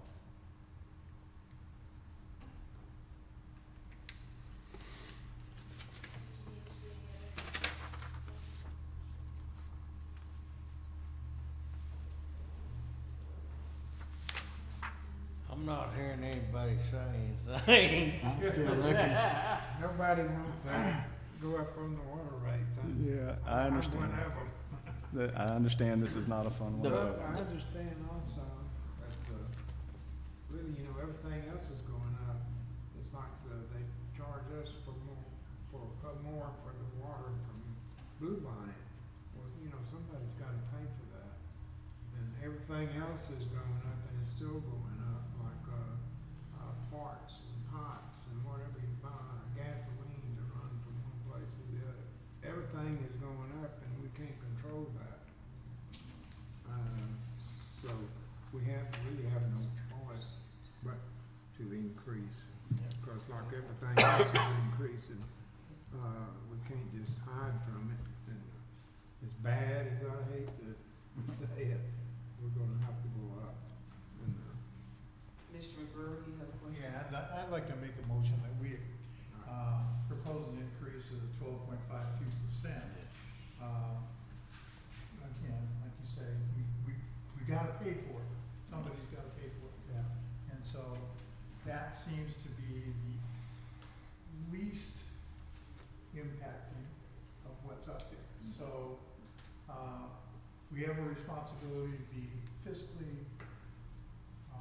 responsible to our citizens, but we also have to be able to pay for bills. So, my motion is the 12.52% increase. I'll second it. that's across the Mr. board. Griffin seconded that. Yes, that would be across the board on It's this. across the board, sir. No. Okay, all in favor? I know what you were saying. All in favor? You No. voted for it? Unanimous. I did that a while ago. You the one that said it. I'm the one that said it. I ain't gonna vote for it though. Yeah. It wasn't easy to say. Okay. Really, we had no choice. We're at the, we've done 27 already, so we're up to the. 26. On 26. Yeah. Application for appointment to the Brazos G Regional Water Planning Group. Council discuss, consider, and possibly take action to approve the city administrator to apply to serve on the Texas Water Development Board, Brazos G Regional Water Planning Group as a member representing municipal interests. Okay, just a couple more items left. We're in the home stretch, y'all. We're in the home stretch. Real quick on this one, I'm putting it out there. Just wanted to make sure that we have some advocacy for the city of Bruceville-Eddy and the bigger state of Texas water planning. There's an opportunity. This one's for the representation of municipalities. They don't currently have a smaller city that's being represented. We're looking at Waco, we're looking at Stephenville. So this kind of gives that perspective of a smaller town with a water system. And honestly, we're not looking at a whole lot of time, I don't think, here, but it does allow us to have the foot in the door to continue the conversation, to be able to let everybody know this is what we have to offer McLennan County. This is what we have to offer the Brazos River Authority's, G area. And it helps us kind of plan for the long term, for the bigger picture. We're going to need some additional water sources in the future, and we got to be a part of the conversation with that one. That's why I'm bringing forth the recommendation to join this one. Is there a motion? I'll move that, I guess to have approve. you apply to Yeah. serve on that board. I'll second. Okay, Mr. Bass seconds it, to approve the city administrator to apply to a service on the Texas Water Development Board of Brazos Regional Water Planning. Okay, all in favor? Unanimous. Okay, we've done 27. We've done them and all. So now we're going to 28, Chief. We've done So it. No, we've we gotta done vote on it. executive session, now we've got to vote. Yeah, can we? Because it's not on there. Can't. The city council shall converse into executive session pursuit of the Texas Government Code to discuss compensation Oh, yeah. of newly appointed patrol supervisor, Sergeant Jeffrey Martinez. Yeah, so we did discuss this one in our previous executive session just for the efficiency of time on that one, but we are in compliance with the Texas Open Meetings Act to my full knowledge on that one, so we should be able to make a motion to approve what we discussed in there. To approve? I'll make it. Mr. Bass, okay. I'll second it. I move, to approve, the promotion of, Patrol Supervisor, Sergeant Jeffrey Martinez, and compensation. And compensation, okay, and Mr. McGruer seconded, all in favor? And that's as compensation as discussed. Yeah, As discussed. That's correct. Executive session. All in favor, okay, unanimous. All right, number 29, community announcements. Only thing, none that I know of, okay? Number 30, I move to adjourn. Amen. we need to second it. All right, thank you, everybody, for hanging in there. We'll see you at our next meeting, December 8th. When is their next meeting? December 8th.